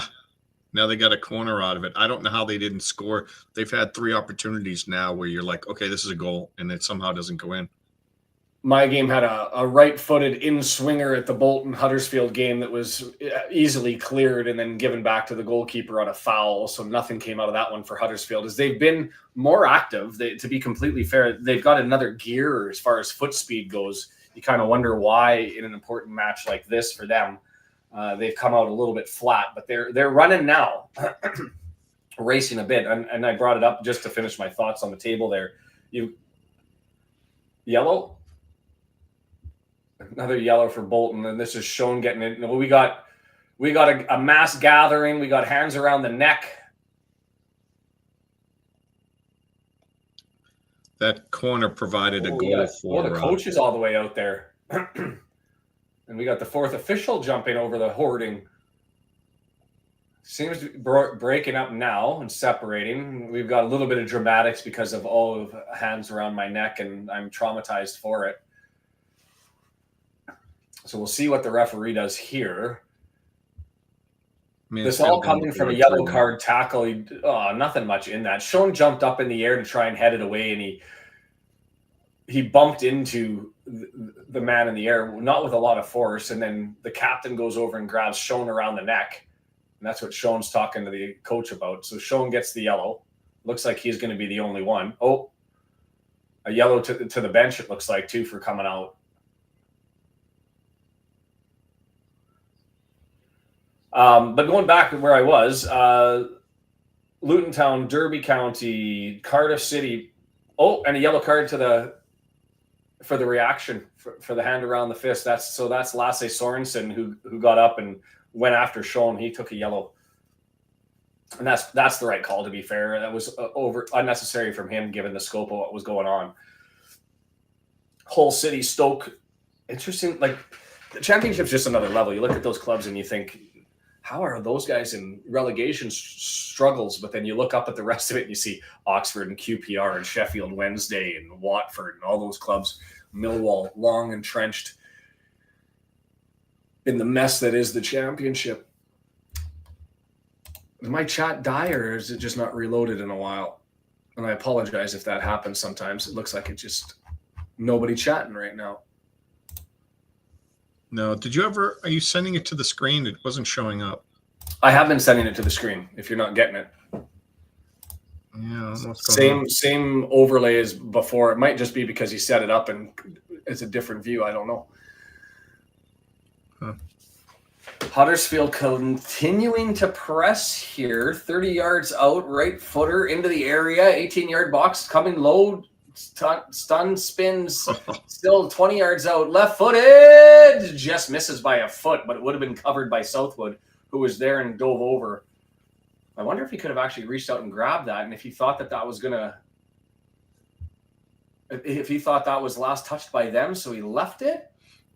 Yeah, I think he could have extended out and grabbed that, and he pulled the arms back, and instead there's the corner going the other way. All good, Charles. I just panic when it dies. I expect early morning, not too many people waking up. I expect the next one to be busier. That's a right-footed outswinger.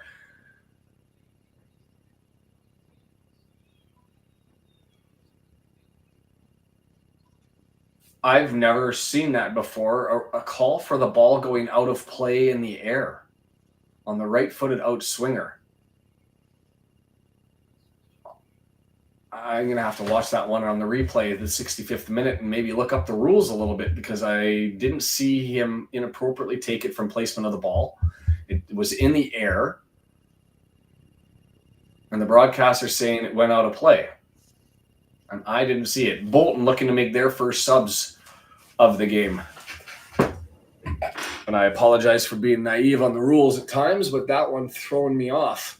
Shaun coming off. I don't like that move. I know he's got a yellow card, and I know he was in the drama, but Osei Tutu coming in. And to be fair, I've liked him in the past, so not a massive step down from Shaun. But to me, I would have looked at maybe Thomason there.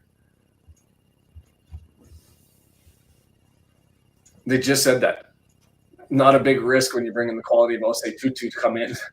And right off the first touch, he gets it to Lolos and it squirts free, 18-yard box. Huddersfield looks to try and grab it and move forward.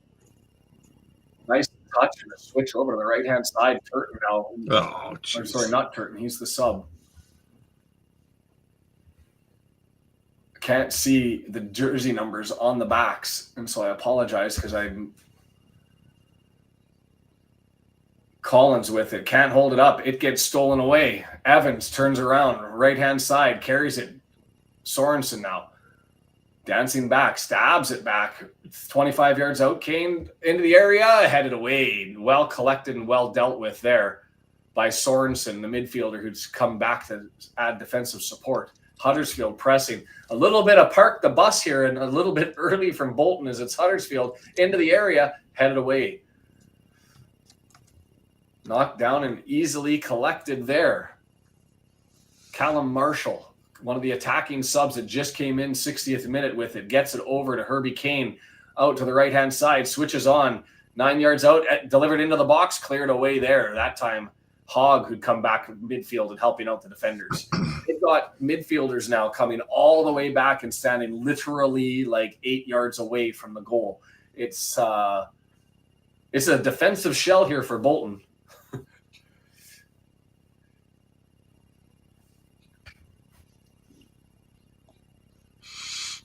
Cambridge still mounting some attacks here.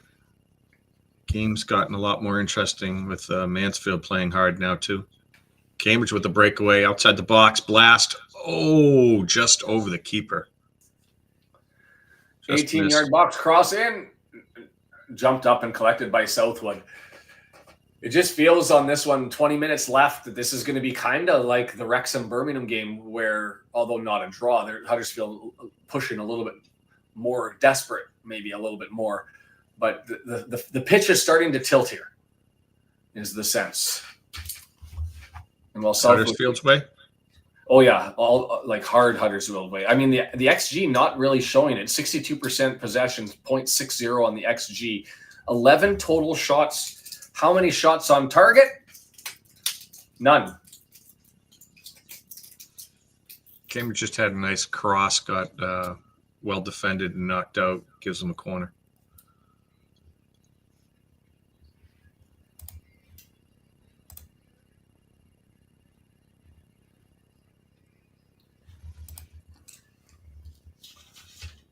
Huddersfield, that's got to be last window for them. 70th minute. That's a long time to run. Karoma coming in. Balker going out. I don't even remember saying Balker's name. Hi, Deandra. Welcome back. Just checked my phone. Would not have predicted these two games. Jake D jumping in and going, what? Yeah. Possession in the Cambridge game. Cambridge with 45% there. XG is 2.50. Wow. To a 0.44. 14 total shots. Still only the two big chances, but a lot of opportunities that they are almost able to connect on. They're looking really good. And that game's in Cambridge too, correct? Yeah, they lost the keeper, pulled hamstring in the first half. Cambridge did.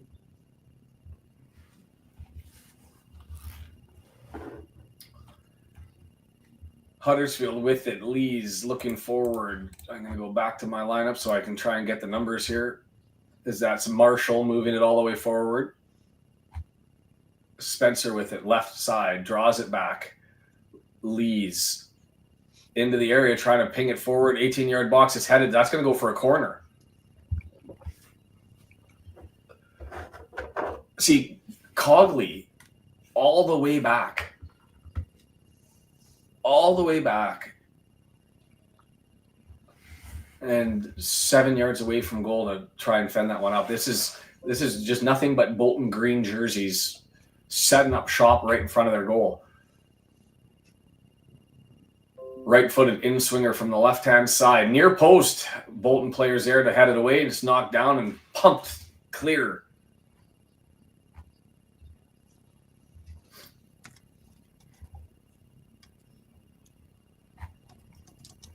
Who was that? That doesn't make any sense. Numbers. Oh, Morley. Another clearance by Bolton, and it's just clear and then thump it down the pitch. Clear and thump it down the pitch, and that one nowhere close to a Bolton player, and so it's just going to easily be picked up, and here comes Huddersfield again. Into the area, not offside, well taken, left-footed cross, and it's put out. Directed back by Forrester, and then we're going to get another corner by Huddersfield. This is just corner after corner after corner after corner.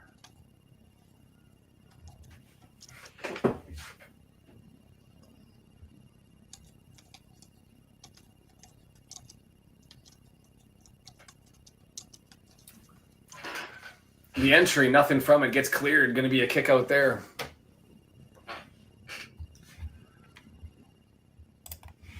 He's playing as an attacking midfielder, Deandra. I assume you're talking Shaun, not Shane, and midfielder. As that goes into the area, headed up in the air, and it's going to go harmlessly for a goal kick. It's all Huddersfield all the time, but rather anemic with every entry into the area. Like they're in and about. But I actually think they still don't have a shot on goal.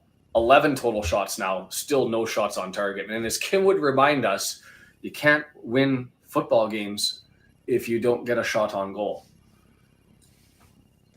Which game are you making Deandra take? I think it depends on whether we have the fourth person pick up. So just hold off on that one. You did say Stockport and Crawley, so if you have a preference there, that could be one. But if not, I'll let you choose between. Which one did you want, Brendan? I don't care. You don't care? Because I can't choose between the other three, and that's the problem. It doesn't really matter to me on the other three. I don't really have an interest in the Stockport one, but it depends on if you have the fourth. Because if we don't have the fourth, then you can have. We'll all play rock, scissors, paper or something for the other three big games.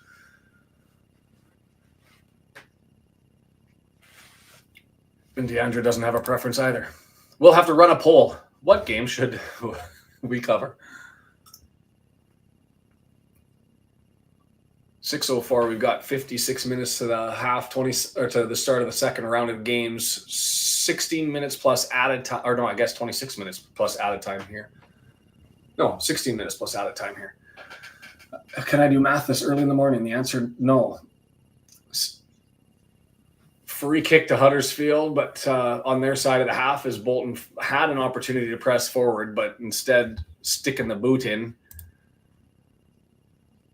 was Thomason, drew him back, and Huddersfield not really rushing here, like taking their time with getting this restarted, and then it's a sloppy restart, and they almost lose possession. Marshall with it, middle of the pitch, Kane. Herbie Kane draws it back, gets it over to the left-hand side. Spinning on the ball is Koroma, and bad pass. Everything, like it's like there's this force field of they're capable and they look great in the first 2/3 of the pitch, and then they cross to get anywhere within 30 yards of goal, and all of a sudden they forget how to play the game, and they look like me trying to play football.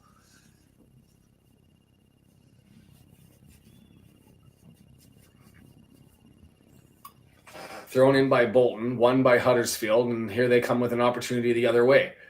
Cleared away. Who's settling it down? Is it Kane? Yes. Settles it down, tries the left-footed chip up over top, and it's just cleared back out of the area by Bolton. Huddersfield trying to regain control, and then they'll get they don't get a throw-in.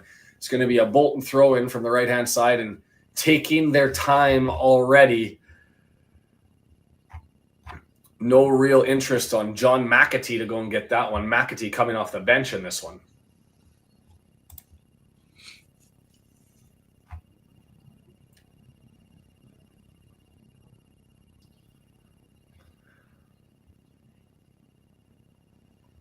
Huddersfield, interestingly, 16 matches in a row unbeaten.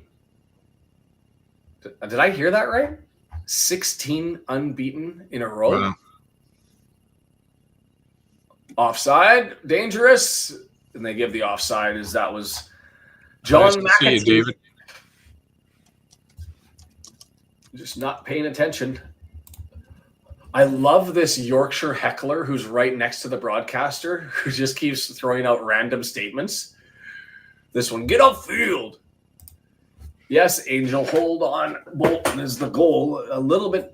I mean, I'm not really that nervous right now just because Huddersfield hasn't done anything. And as I say that, here's another opportunity. 18-yard box, right-hand side, crossed in, stabbed away. Bolton with the clear. We've seen these games before where you've got no bite in up front. It's toothless in attack, and that's Huddersfield right now. Afternoon, fellow Wrexhamites. What fresh hell is this? This is how we're going to call the day. Northampton's going to win. Stevenage is going to take out Barnsley. Leighton and Reading going to end in a tie. Crawley's going to win. We're going to walk out of this with our draw against Birmingham and be like, that's the most positive outcome of all of the teams around us, I guess, other than Birmingham, who also got a draw. And another entry into the area, misplayed by two players, and just rolls to the keeper who stands there and waits for the Huddersfield player to come up forward, and he picks up the ball and he runs into the defender and gets a push as they come together. Add a little drama.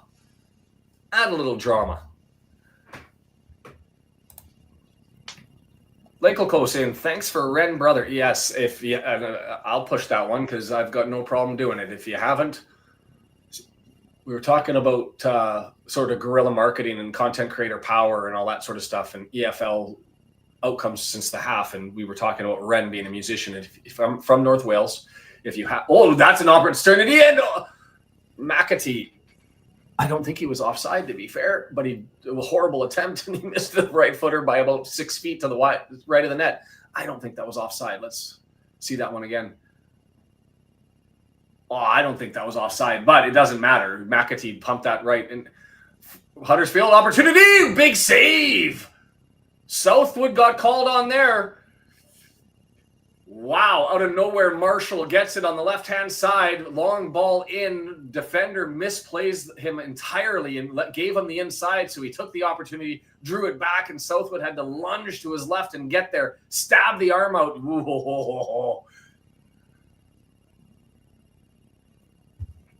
Write that one down. 79th minute save Southwood if this one ends up as a 0-1 win. Right-footed corner outswinger coming from the right-hand side, drawn in far post, up in the air, heavily cleared. Huddersfield hammered it and completely missed it off the foot of Herbie Kane to the left. Insanely good.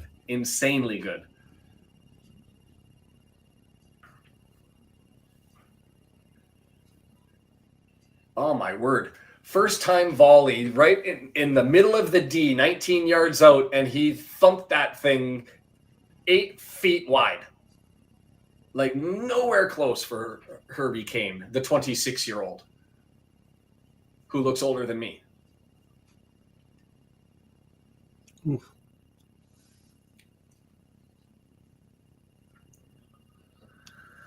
Mansfield putting a lot of pressure on Cambridge. They tried to cross into Flint a couple times. Keeper was able to get to it. A lot of action. Bolton getting a sniff for the first time down the other way. Switches on after maintaining possession. Osei Tutu with a nice play out far to the left-hand side. Taken, cross coming. There it is. Header! Oh, just misses to the right-hand side. McAtee. Oh. I thought was going to end up heading that one. And I thought he had the better angle. Did he miss that one? Oh, no, it was just taken before him. I was trying to figure out who got their head on that one as there was two Bolton players. Oh, man, that was like 6 inches to the right of the woodwork. Bloody close that one was for Bolton. Bloody close. Put on my Yorkshire accent. I don't have one. You'd think I would by now.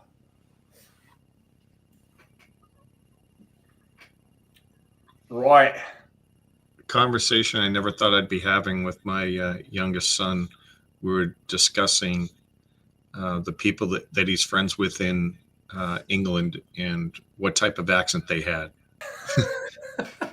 Discussing the different regional accents in England. And I'm like, what are we doing? It's always pretty easy. If it sounds like it's something on the BBC or close enough, it's down south. If it sounds weird, it's just up somewhere up north. And then you just have to go between. If it sounds like, if it's all mumbling, it's Scouser. If it sounds like they're just angry all the time, even when they're talking about the sun in the sky, that's Yorkshire.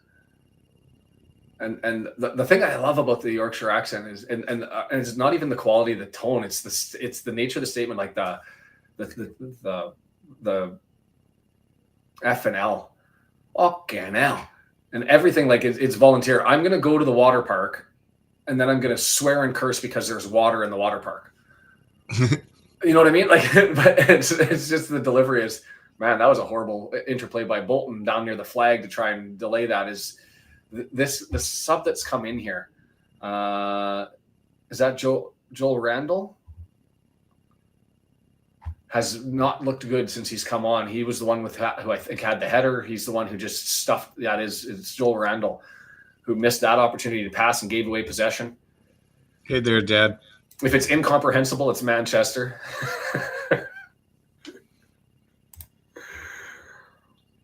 Huddersfield finally breaking down after extended Bolton pressure, and they're carrying it all the way through the midfield. They draw it over to Herbie Kane on the right-hand side.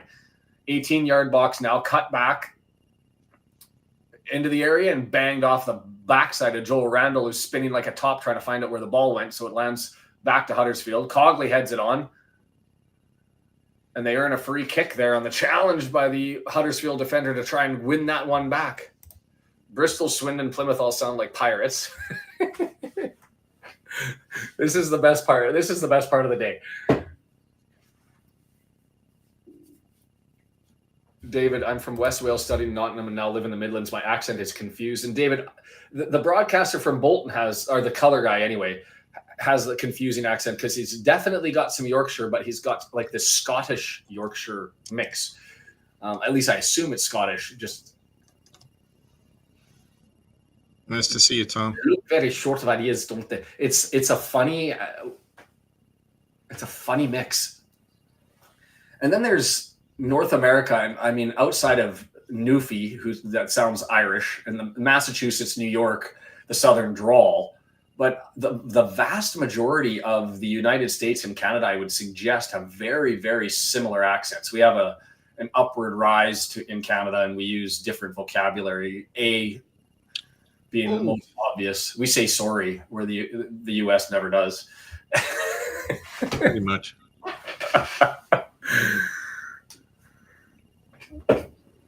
Although most of Canada has it mirrors the north central part of the U.S., right? Yeah, there's Fargo accent, the North Dakotans, Yeah, and if you get up into like northern Alberta, it's a completely different accent that's growing now. Where, oh yeah, bud, gonna take her out and get her two for you, bud. Yeah, I loved those guys. Was it? Oh yeah. Yeah, the two Canadian. Trying to remember what the brothers' names were there. Are you talking Letterkenny? Oh, Bob and Doug McKenzie. Yeah. Yeah. And they're Tukes. In the meantime, 5 minutes left in this one, and it's all battle through the midfield, and Huddersfield, again, with an opportunity, Herbie Kane. Now they've hit the 32-yard force field, so we'll see how this one ends up anemic. Oh, he danced around his man. And then, that one was well defended. That was well played, and that was Thomason coming back, I believe, and stealing that one and just thumping it down, wasting another 20 seconds as Huddersfield has to go back. I feel attacked, you hoser. Never will I am. Never.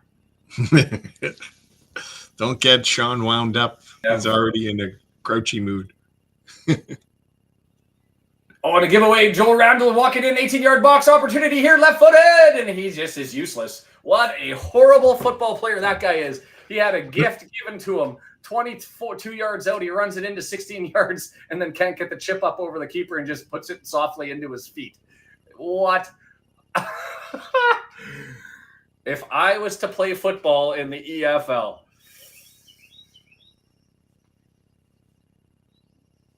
what was that? He had opportunities wide open to take a crack, and he just ran it into the goalkeeper. Neighbor from Berta here, Alberta. I have been losing my Canadian niceness. That's because there's talk of being a 51st state. going to end up having a jersey somebody and give him the good old couple of rights and lefts. Oh, here comes Cambridge. Cross in the box. Oh, again, had an opportunity to take a shot and decides to try to cross it instead. Just missed. You know what? I'm watching this Joel Randall attempt there, and he had his head down the entire time, running forward. Like uncomfortable with the ball. He looked like a middle schooler running toward. Like, I don't get it. He's had a shocking bad game.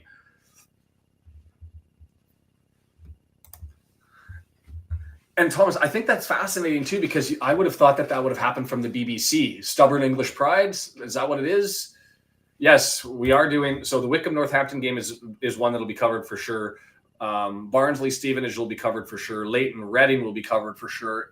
And if we get a fourth, as Bolton draws in, Randall can't do anything.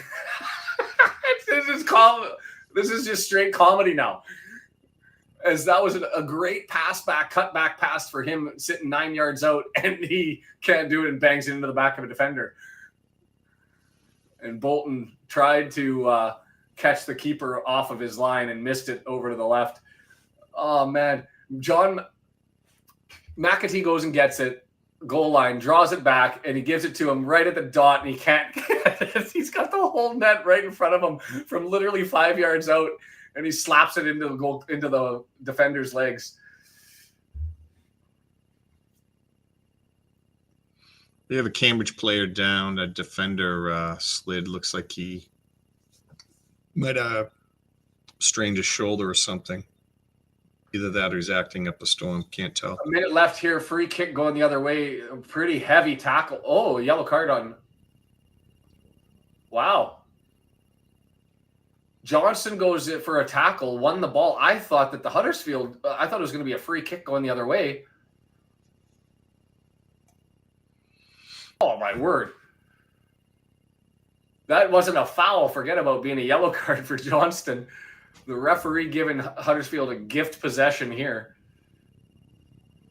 There's been a study in dogs across the UK. It turns out pet dogs have regional accents. What? No. Really?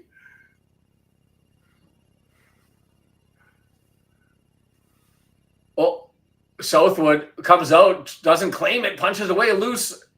And there's Randall. At least he can clear the ball. Thump down, and he's going to chase it down as McAtee, and it's knocked down and maintained by Huddersfield. Coming up to added time, I'm guessing 3 minutes. Sounds about right here.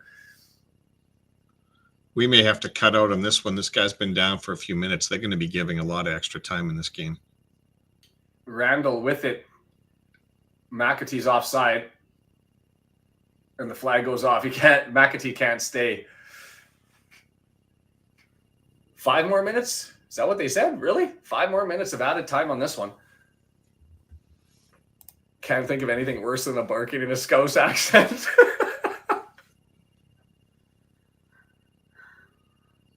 Opportunity here, Huddersfield, 18-yard box, dancing and well defended. Forrester stepping up and getting in the way of that one. And it's going to be Osei Tutu provides the relief and thumps it out, and they'll get a throw in here from about 30 yards. Back underway, knocked down, blocked, skipped up over. Oh, that wasn't blocked? Huddersfield's fans are heading towards the exit with 4 minutes left in a 0-1 game. That tells you about the type of game that this has been. As I see it, 1 shot on target. It was a good one. It was a good save. But 3 shots on target with 34% for Bolton. 1 shot on target on 13 total shots and 66% possession by Huddersfield. The Notts County approach to football. I don't get this. The guy's been down. He can get up and walk off. It's his shoulder that's hurt. And they finally get him up off the ground after, 7 minutes. They really need to move him 2 yards, and they could keep play going.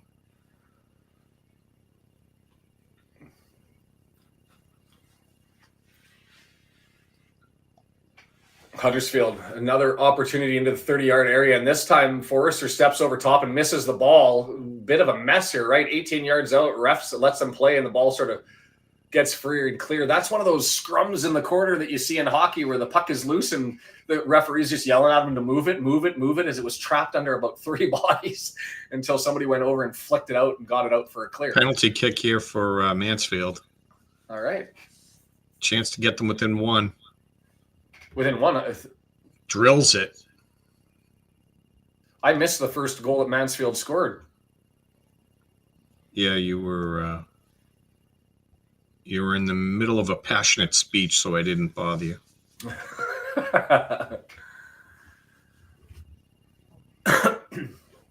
Time wasting on the throw-in for Bolton, and they finally get it back underway. Huddersfield's able to win the header on the throw-in, and that's a free kick, and probably, is that a yellow? Morley grabbing him by the back of the jersey and marionetted him to the left and the right before he went down to the ground. Just straight up grabs Charles and goes left, right, fall to the ground. Come on, Cambridge. 8 minutes plus here. We're nice tackle by Osei Tutu, but unfortunately couldn't get control of it. And there's now a fight for the ball over on the line. He gets a yellow card for time wasting, kicking the ball around. 93rd minute and a half to go. Throw in here, and they're going to go for the Tozer bomb. Long throw, and Osei Tutu steps in front and just clears that, and McAtee goes on the run to try and get it, but can't. Cross into the area. 4 jerseys right there, headed away. It's down, left footer. Nope, blocked away. Massive block. Chapman has it, a minute left, all the way forward on a long kick from the keeper. Headed out, it'll be a throw in Huddersfield, 18-yard box. Karoma throws it in. Huddersfield player goes to ground trying to draw a foul, can't, and it's going to be a throw in going the other way, and the referee's just shaking his head on the flop. Doesn't get called, and that was the right call. I don't know why you'd go to ground there. I don't know why you'd go to ground there. He elected on that one. He was into the arms. He ran into the arms of Adebayo, who's back playing defensively out on the wing, and then just went to ground trying to eke out a free kick, and they said, no way. We love the results so far. Not sure if they renamed the stand. Oh yeah, the Mullen stand. I don't know. It all depends.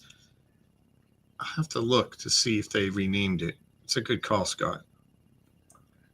Karoma draws it over, 18-yard box. Huddersfield knocks it loose, 18 yards, delivered, saved by Southwood. Second shot on goal. That one was a weak attempt, didn't get enough of it. Sort of half slapped on it, goes to ground. Full-time whistle. Bolton win.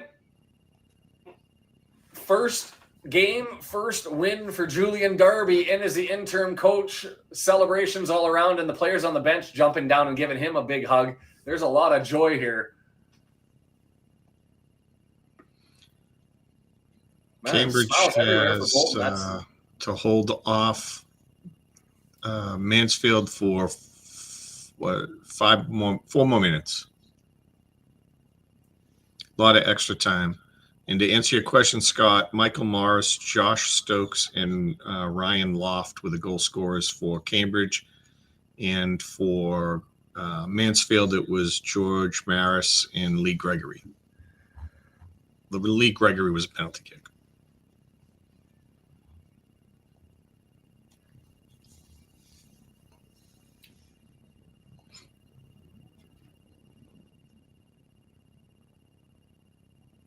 I'm looking at these scores, trying to figure out who's going to get what on the next one, because oh man, they're all Wycombe, Northampton, Barnsley, Stevenage, Leighton, Reading. Oh,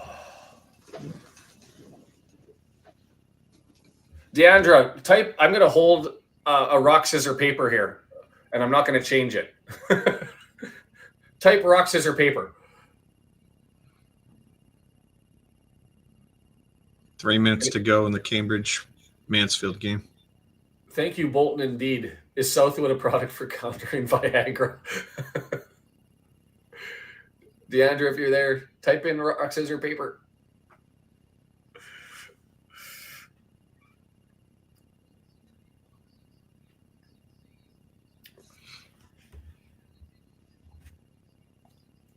No, choose one. Choose one. Rock, scissors, or paper. Choose one. If you choose the rock, you have to say it in the Scottish rock, accent choose paper. Sean Connery.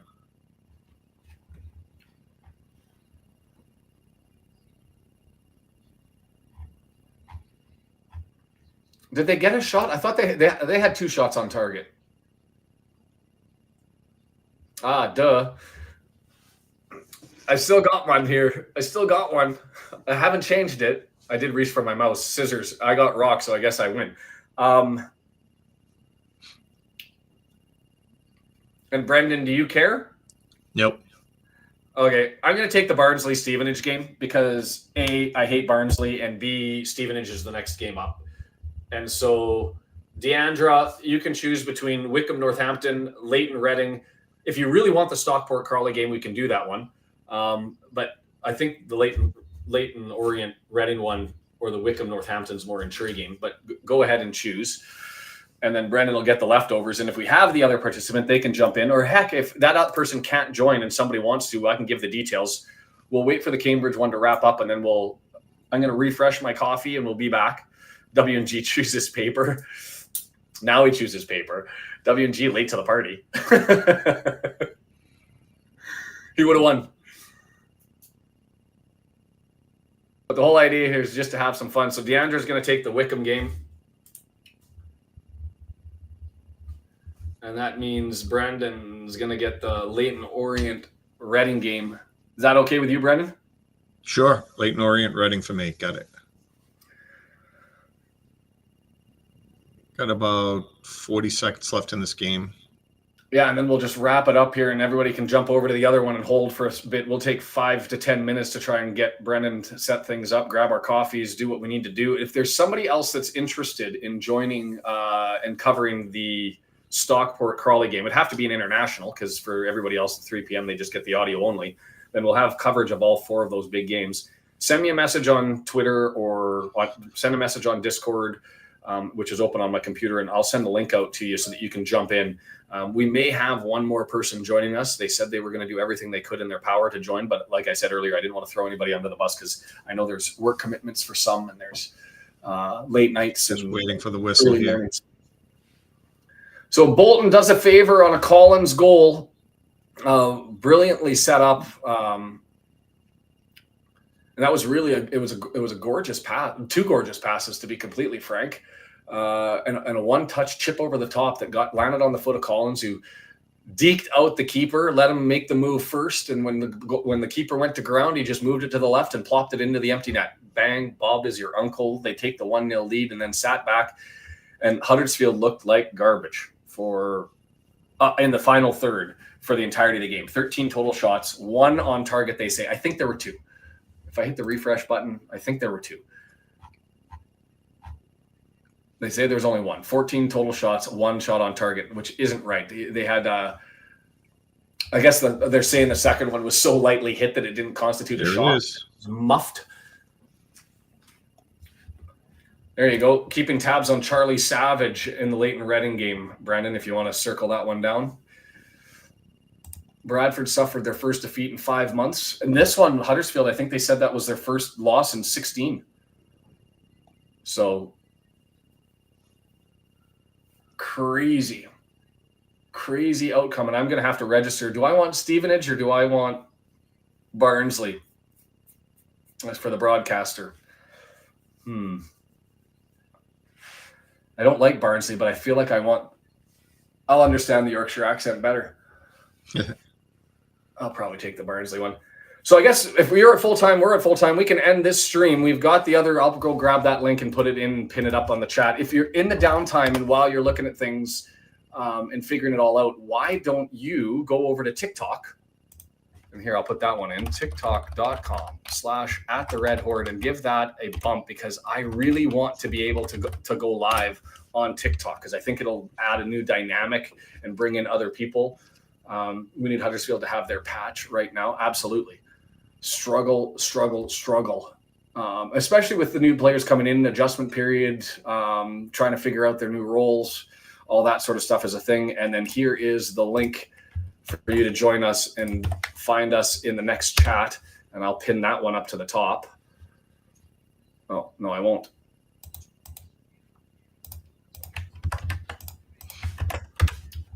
And I'll get that one up. And then once that's done, we'll slide over. We'll meet. Deandra's going to join in and have hers.